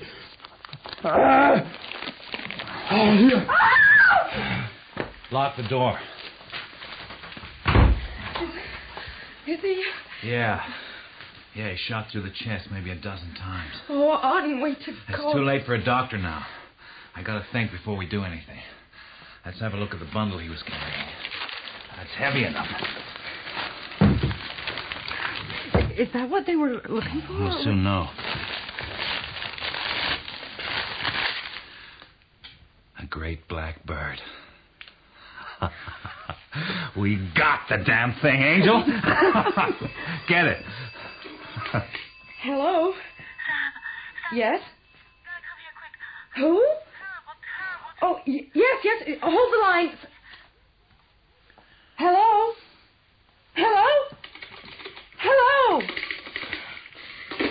It was Miss O'Shaughnessy. She's in danger. Her voice was... Oh, it was awful, Sam. 26 Anko, she said. A Burlingame. Where the hell is that? Oh, you've got to help her, I gotta Sam. take care of this fellow first. No, you've got to go to her. Don't you see? He was helping her, so they killed him, and now she's... You've got to go. All right. As soon as I gone, phone the police. Right. Tell it as it happened. But forget he had a bundle. And you don't know anything about anyone else having any connection with this fellow. Yes, Sam. Do you know who he is? I guess he was Captain Jacoby, master of the Paloma. What are you going to do with the bird? Leave it where nobody can get hold of it. But you'd better not know where it is. You're a damned good man, sister.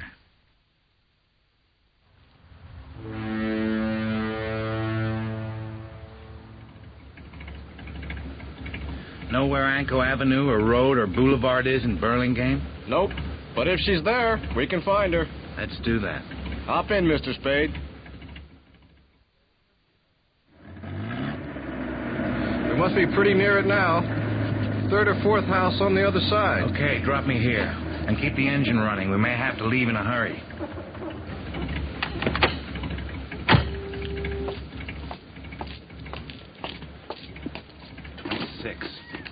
For sale or rent. Key at 31.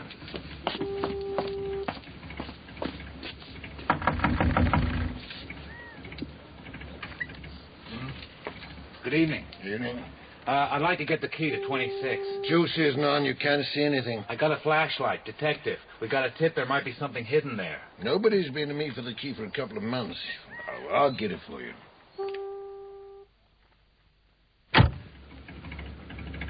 Nothing? Not a thing.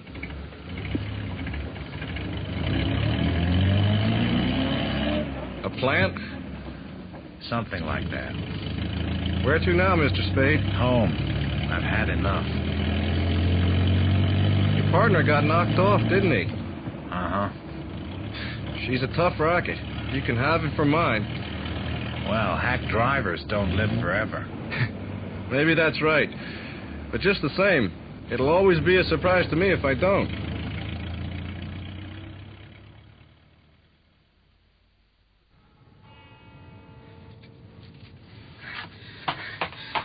Bridget. Oh, Sam, I thought you'd never come. Let's get inside. You been waiting for me? Oh, yes, in the doorway, up the street. Can you make it to the elevator, or shall I carry you? I'll be all right when I can get where I can sit down. Just hold on.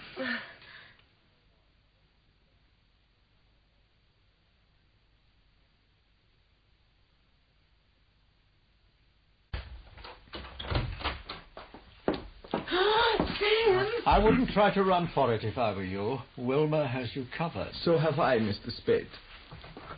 Well, sir, as you can see, we're all here. Why don't we sit down and be comfortable and talk? Sure. We'll talk. Just a minute, Spade. Get away. You're not going to frisk me. Stand still and Put your shut paw up. on me, and I'm going to make you use the gun. Ask your boss if he wants me shot before we talk. Never mind, Wilma. You're certainly a most headstrong individual, my dear sir. Let's be seated. I told you I didn't like that punk. Sit by me, sweetheart. Well, sir, let's get down to business. Let's do that. How soon are you ready to make the first payment and take the Falcon off my hands? Well, sir, as to that... Here. $10,000. We were talking about more money than this. Yes, sir, we were, but this is genuine coin of the realm, and there are more of us to be taken care of now. In short, sir, the situation has changed. Sure. You and Cairo are together now, but I've got the Falcon. I shouldn't think it would be necessary to remind you, Mr. Spade, that though you may have the Falcon, we certainly have you. I'm trying not to let that worry me. We'll come back to the money later. There's one other thing I want to have taken care of. We've got to have a fall guy. I don't think I understand you, sir. The police have got to have a victim. Somebody they can stick for those 3 murders. Only two murders, Mr. Spade. Thursby undoubtedly killed your partner. All right, 2. What difference does it make? The point is, we got to toss the police a victim, somebody they can hang the works on. Well, sir, that may be the way you worked in the past. And it's the way I intend to go on. The first time I can't march into headquarters pushing a victim in front of me saying, here you are, you chumps, here's your criminal, my name's Mud. This just happens to be a case where your system, and it's got a lot to recommend it, sir, just isn't possible. And I don't mind telling you that I think you're being very well paid for making an exception. You'll manage it. You're not a man that's afraid of a little bit of trouble. I know what I'm talking about. This is my city and my game. I could manage to land on my feet, sure, this time, but the next time I tried to put over a fast one, they'd stop me so fast I'd swallow my teeth. You birds will be in New York or Constantinople or someplace. I'm in business here. But surely you... Listen, Gutman, we've absolutely got to give them a victim. There's no way out of it. Let's give them the punk. He actually did shoot both of them, Thursby and Jacoby, didn't he? Let's pin the necessary evidence on him and turn him over to him. No. Yes, sir, you're a character, that you are. Yes, sir, there's never any telling what you'll do or say next, except that it's bound to be something astonishing. There's nothing funny about it. It's our best bet. With him in their hands, the police... But, my dear man, can't you see? I feel towards Wilma just as exactly as if he were my own son. I really do. But if I even for a moment thought of doing what you propose, what in the world would keep Wilma from telling the police every last detail about the Falcon and all of us? If we had to, we could have him killed resisting arrest. But we won't have to go that far. Let him talk his head off. I promise you nobody will do anything about it. It's easy to fix. How? What do you think of this, Wilma? It's funny, eh? Spade, you bastard! You get up on your feet and go for your heater. I've taken all the driving I'm going to take. Now get up and shoot it out if you've got the guts. No, Wilma, we can't have any of that. You shouldn't let yourself attach so much importance to these things. Well, you lay off me then. I'm going to flog him if he keeps it up, and there won't be anything that'll stop me from doing it. No, Wilma. Your plan is not at all practical. Let's not say anything more about it. Let's get this straight. Am I wasting my time talking to you? I thought this was your show. Should I do my talking to the punk? I know how to do that. No, sir, you're quite right in dealing with me. All right. I got another suggestion. It's not as good as the first, but it's better than nothing. You want to hear it? Most assuredly. Give them Cairo. Oh, do what? Give the police Cairo. Well, by gad, sir. Suppose we give them you, Mr. Spade, or Miss O'Shaughnessy. How about that if you're so set on giving them somebody? You people want the Falcon. I've got it. A fall guy is part of the price I'm asking. Ask for Miss O'Shaughnessy if you think she can be rigged for the part. I'm perfectly willing to discuss it with you. By gad, sir, you are a character. Just a minute, Mr. Gutman. What is it, Joe? What if we actually do manage to give them Wilma? 2 to 1, they're selling you out, kid. Hey, Gutman, I hope you're not letting yourself be influenced by the guns these pocket edition desperados are carrying. I practiced taking them away from both of them, so there'll be no trouble there. The punk. All right. No. Give me the gun, Wilma. Get your hands off. Grab his other arm, Carter. No, Wilma. Drop the gun. No, please, don't do that, Wilma. Don't. Stand aside. You hurt him. You big coward. Jesus, you're a pip. Let's look at the punk. Nothing cracked. We'll spread him on the sofa. Give me a hand, Bridget.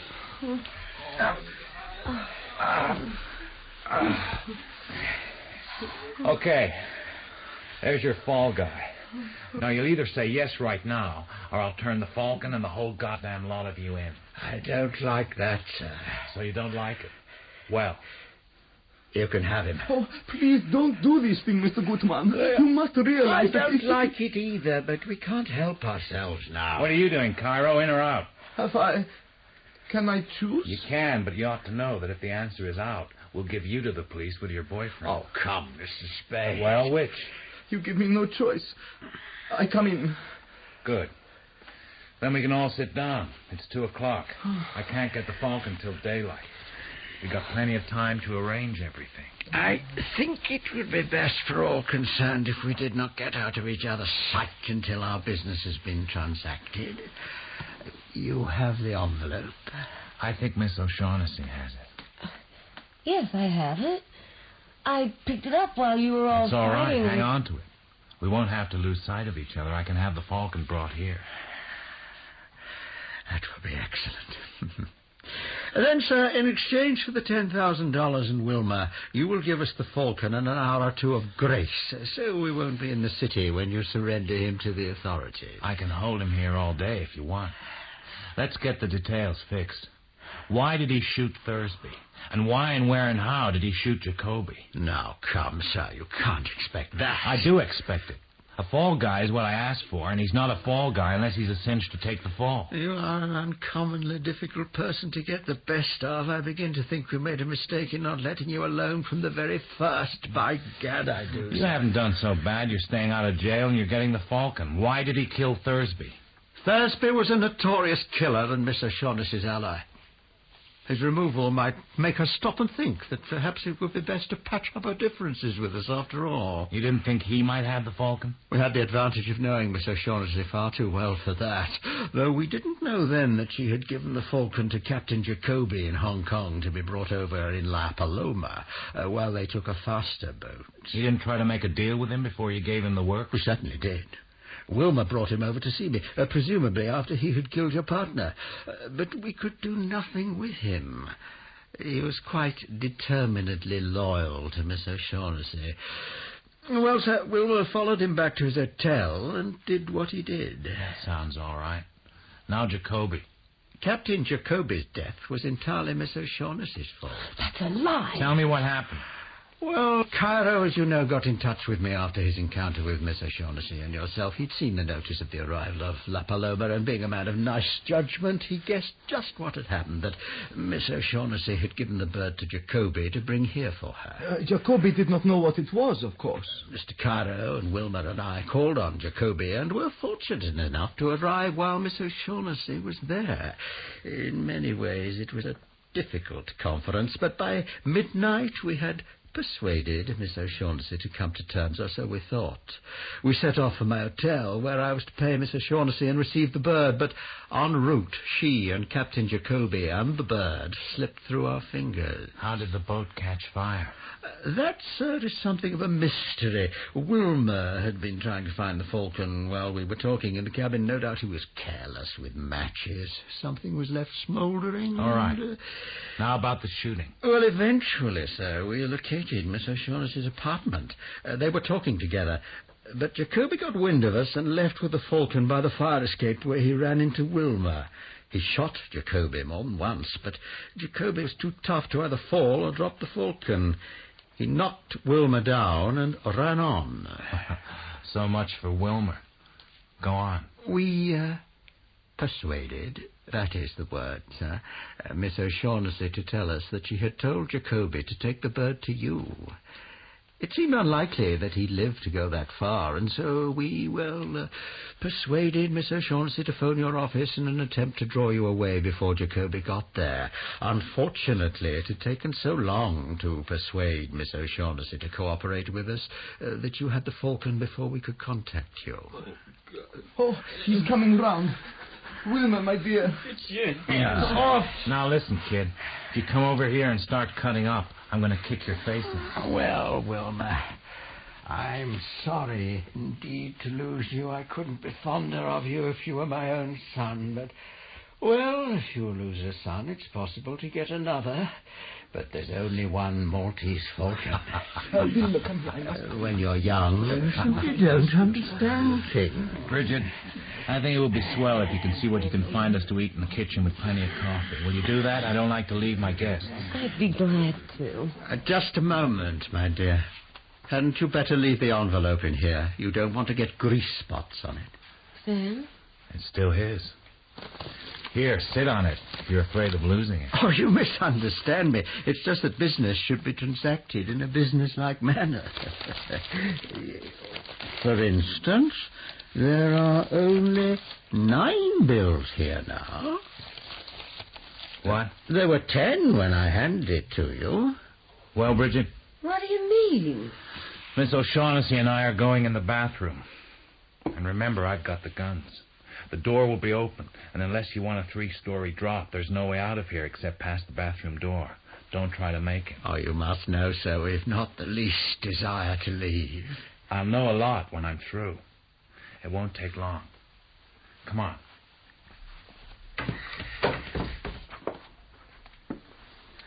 I did not take that bill, Sam. I don't think you did, but I've got to know.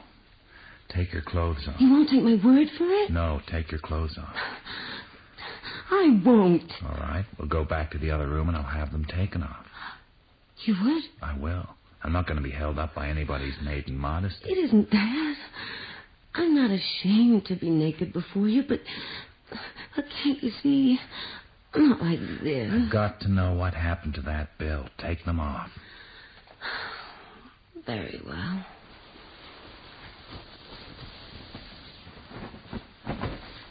Can't you see that you're killing something? Keep going. You shouldn't make me do this, Sam. I've got to know. Well? Nothing. Thanks. Now I know. Get dressed.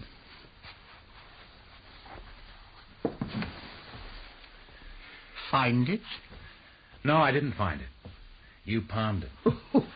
I palmed it, sir. You want to admit it? Or do you want to stand for a frisk? There's no third way. But yet, sir, I believe you'd actually search me. I really do. You're a character, sir, if you don't mind my saying so. You palmed it. Yes, sir, that I did hear.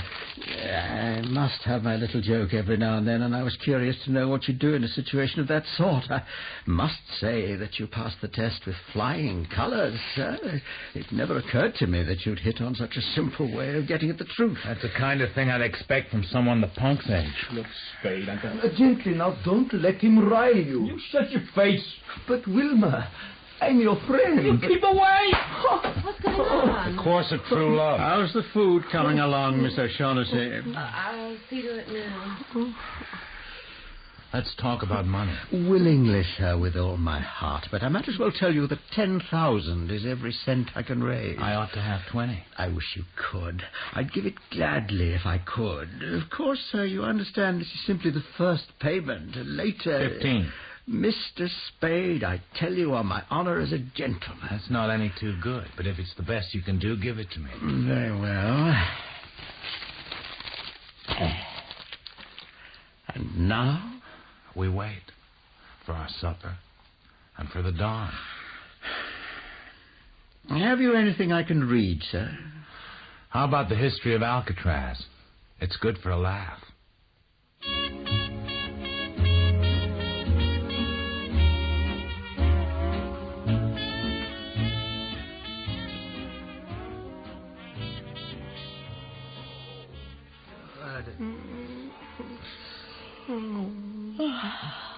Is it time?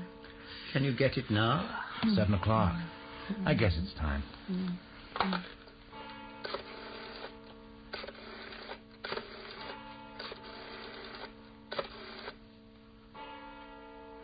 Hello, Angel. I'm sorry to get you up. Here's the plot. In our Holland box at the post office, you'll find an envelope addressed in my scribble. There's a Pickwick stage parcel room check in it for that little bundle we got yesterday. Will you get the bundle and bring it to me at my place, PDQ? Yeah, that's the girl. You enjoying the book? Heady stuff, sir. Heady stuff. You got time for another chapter?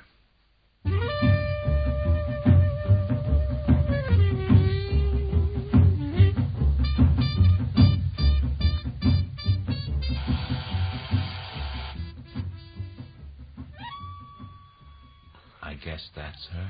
You don't mind if I go with you? You scared I'll run off with your precious bird? Just a precaution. Oh, here's a parcel. Thanks a lot, lady. I'm sorry to spoil your day of rest. Not the first one you've spoiled. Anything else? No, thanks. Bye. Bye-bye.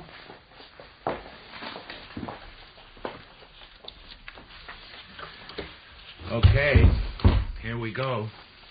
Not the punk. He stays on the sofa. Go ahead, Gutman. It's all yours.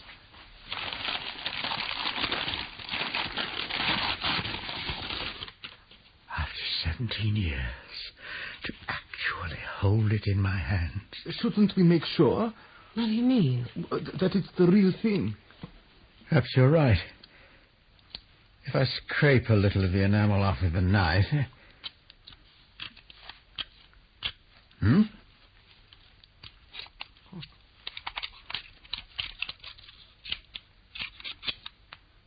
Lead. It's a fake. Just a minute. Let go of me! Bridget, you've had your little joke. Oh, Sam, no. That is the one I got from Kamadov, I swear. That's it. It was the Russian. I should have known he'd make fools of us. Oh, you bungled it. You fat fool. You and your stupid attempt to buy it from him. You let him know it was valuable, and he found out how valuable and made this fake. Oh, no wonder we had so little trouble stealing it. You imbecile. You bloated idiot. Oh, come, sir. There's no need to go on like that. Everybody errs at times, and you may be sure that it is every bit as severe a blow to me as to anybody else. It's the Russian's hand, there's no doubt of it. Well, sir, what do you suggest? Shall we stand here and shed tears and call each other names, or shall we go to Constantinople? Constantinople? For 17 years I've wanted that little item. If I must spend another year on the quest, well, sir, that will be an additional expenditure in time of only 5 15/17%. I go with you. I go with you to Constantinople. Just a minute. Where's the punk? You must have skipped while you were shouting. Got clean away. There goes your fall guy, sir. Well, sir, I must say you're a fine lot of thieves. We've little enough to boast about, and that's a fact, sir. But, well, we're none of us dead yet, and there's not a bit of use thinking the world's come to an end just because we've run into a little setback. I'll have to ask you for that envelope, Mr. Spade. I held up my end. You got your dingus. It's your hard luck, not mine, that it wasn't what you wanted. Come now, sir, we've all failed, and there's no reason for expecting any one of us to bear the brunt of it. I hate to have to threaten violence, but I must ask you, sir, to return my $10,000. What a dinky little pistol. Okay. I'll keep one bill.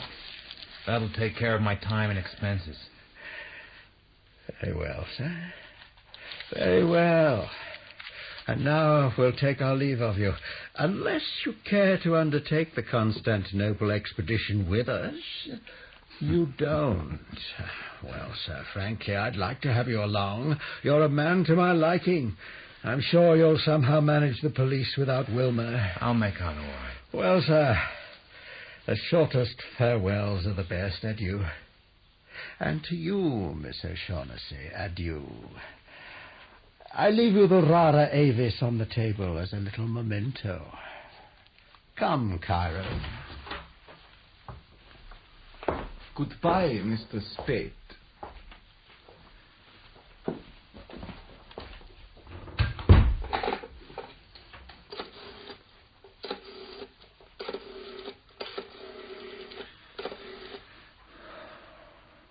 Is that Tom Polehouse? Tom, it's Sam. I got something for you. Don't talk, just listen. Thursby and Jacoby were shot by a kid named Wilmer Cook.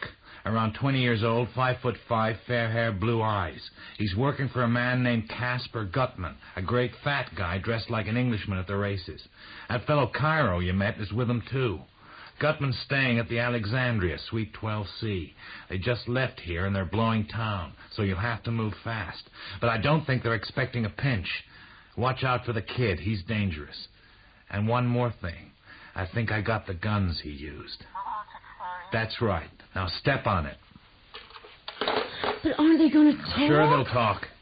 We're sitting on dynamite. We only got minutes to get set for the police. Now give me all of it fast. Gutman sent you and Cairo to Constantinople. God damn you, talk. Yes, he sent me. I met Joe Cairo there and asked him to help me get the bird from Kemidov. For Gutman? No, not then.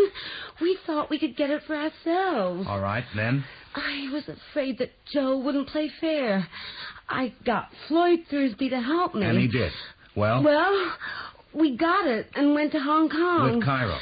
We left him in jail in Constantinople. Something about a check. Something you fixed? Yeah. So you and Thursby are in Hong Kong with the bird? Yes, and I didn't know whether I could trust Floyd. I met Captain Jacoby, and I asked him to bring the bird back with him. He didn't know what it was. And you and Thursby caught a faster boat. Then what? Then I was afraid of Gutman. I knew he'd find out what we'd done. I thought he might find me or find Floyd and buy him over. That's why I came to you and asked you to help. That's a lie.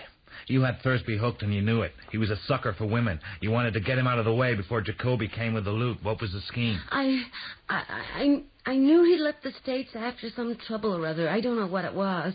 I thought if he saw a detective watching him, he'd think it was on account of the old trouble and would be panicked into going away. I didn't think that he... You told him that he was being shadowed. Miles didn't have many brains, but he wasn't clumsy enough to be spotted on the first night. Yes. I told him. When we went for a walk that night, I pointed Archer out to Floyd. Sam, you must believe me. I wouldn't have done it if I had thought Floyd would kill him. I just wanted to frighten him. I didn't think for a minute he'd shoot him. If you thought he wouldn't, you were right, Angel. What do you mean? Thursby didn't shoot him. But he must have. Miles didn't have many brains, but Christ, he'd worked too many to be caught up a blind alley with his gun tucked away on his hip and his overcoat buttoned. Thursby couldn't have tricked Miles into the alley like that. But there was someone who could. Sam? He'd have gone up there with you, sweetheart. He was just dumb enough for that. He'd have looked you up and down and licked his lips and gone grinning from ear to ear. And then you could have stood as close to him in the dark as you like and put a hole through him with the gun you got from Thursby that evening. Don't talk to me like that, Sam. You know I couldn't do a terrible thing like that. Stop it! This isn't the spot for the schoolgirl act. The pair of us are sitting under the gallows. Now talk! Why did you shoot him? I didn't mean to. I didn't really. But when I saw Floyd couldn't be frightened, I thought... That's a lie. You asked Miles and me to handle it ourselves. You wanted to be sure the shadower was someone you knew and who knew you, so they'd go with you. Yes, it was a lie. I can't look at you and say this, Sam. I knew Floyd wouldn't be easily frightened, but I thought that if he knew somebody was shadowing him, either he'd... I can't say it, Sam. You thought Floyd would tackle him and one or the other would go down. If Thursby was the one, then you'd be rid of him. That it?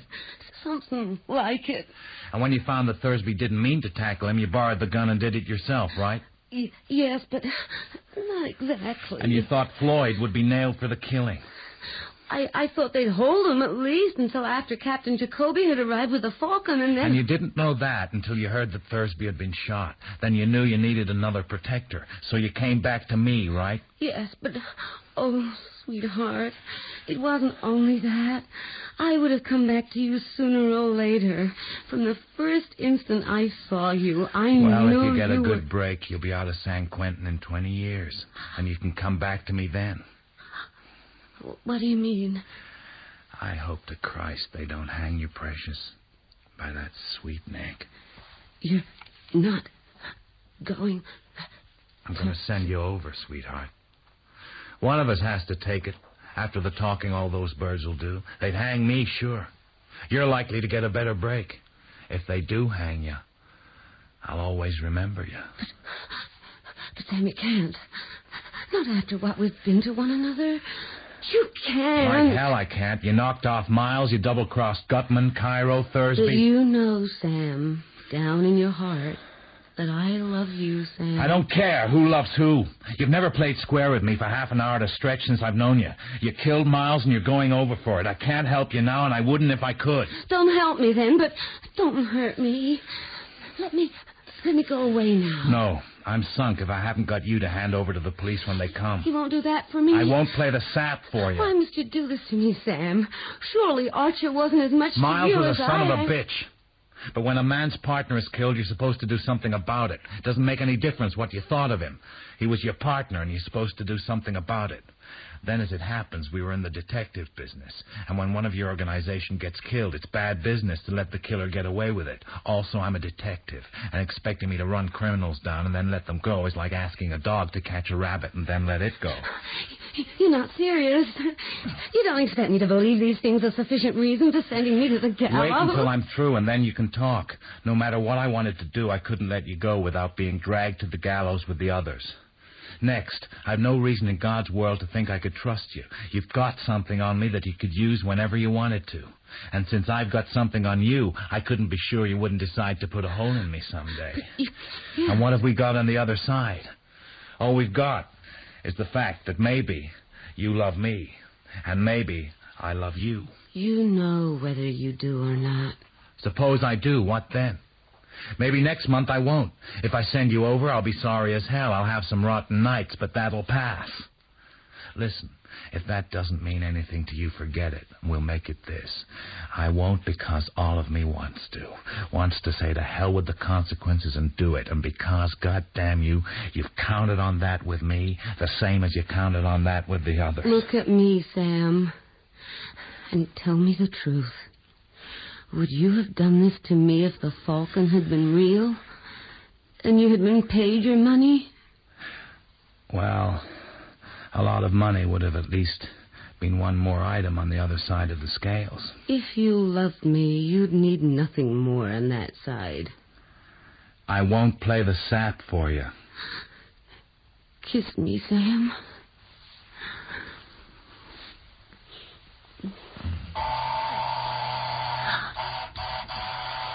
This is it, sweetheart.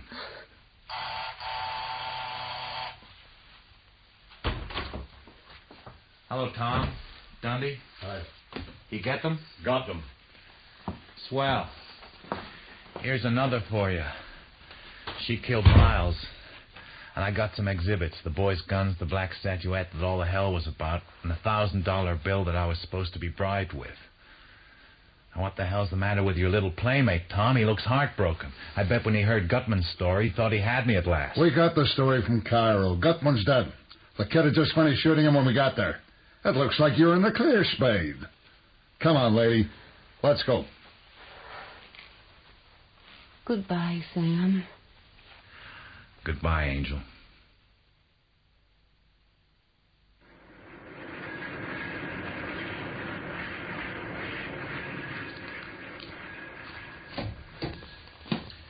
Morning, sweetheart. Morning, Sam. I was, reading in the paper. Is what they say right? Yes, ma'am. So much for your woman's intuition. And it was you that sent her over? You did that to her, Sam? That's right. She did kill Miles, sweetheart. Offhand, like that. Oh, come on, Angel. Don't touch me, Sam, please. I know you're right. You're right, but just don't touch me now, please. Look, Angel, It sounds like a customer. I'll see to it.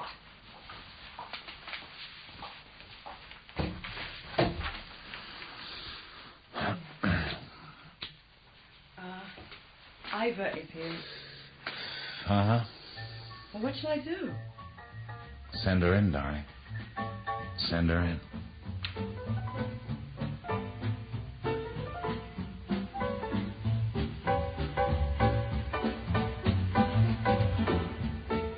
The Maltese Falcon by Dashiell Hammett, dramatized by Michael Bakewell. Sam Spade was played by Tom Wilkinson, Bridget O'Shaughnessy, Jane Lapatere, Mr. Gutman, Peter Vaughan, Joel Cairo, Nicholas Grace, Wilma, Peter Raker, Effie, Mia Soteriou, Miles Archer, William Hope, Iva, Liza Ross, Tom Polhouse, Norman Jones, Lieutenant Dundee, Harry Taub, District Attorney Bryan, Don Fellows, with Keith Edwards, Robin Summers, and Arnold Diamond. Technical presentation by David Greenwood, David Chilton, and Anthony Cherry. The play was directed by Jane Morgan.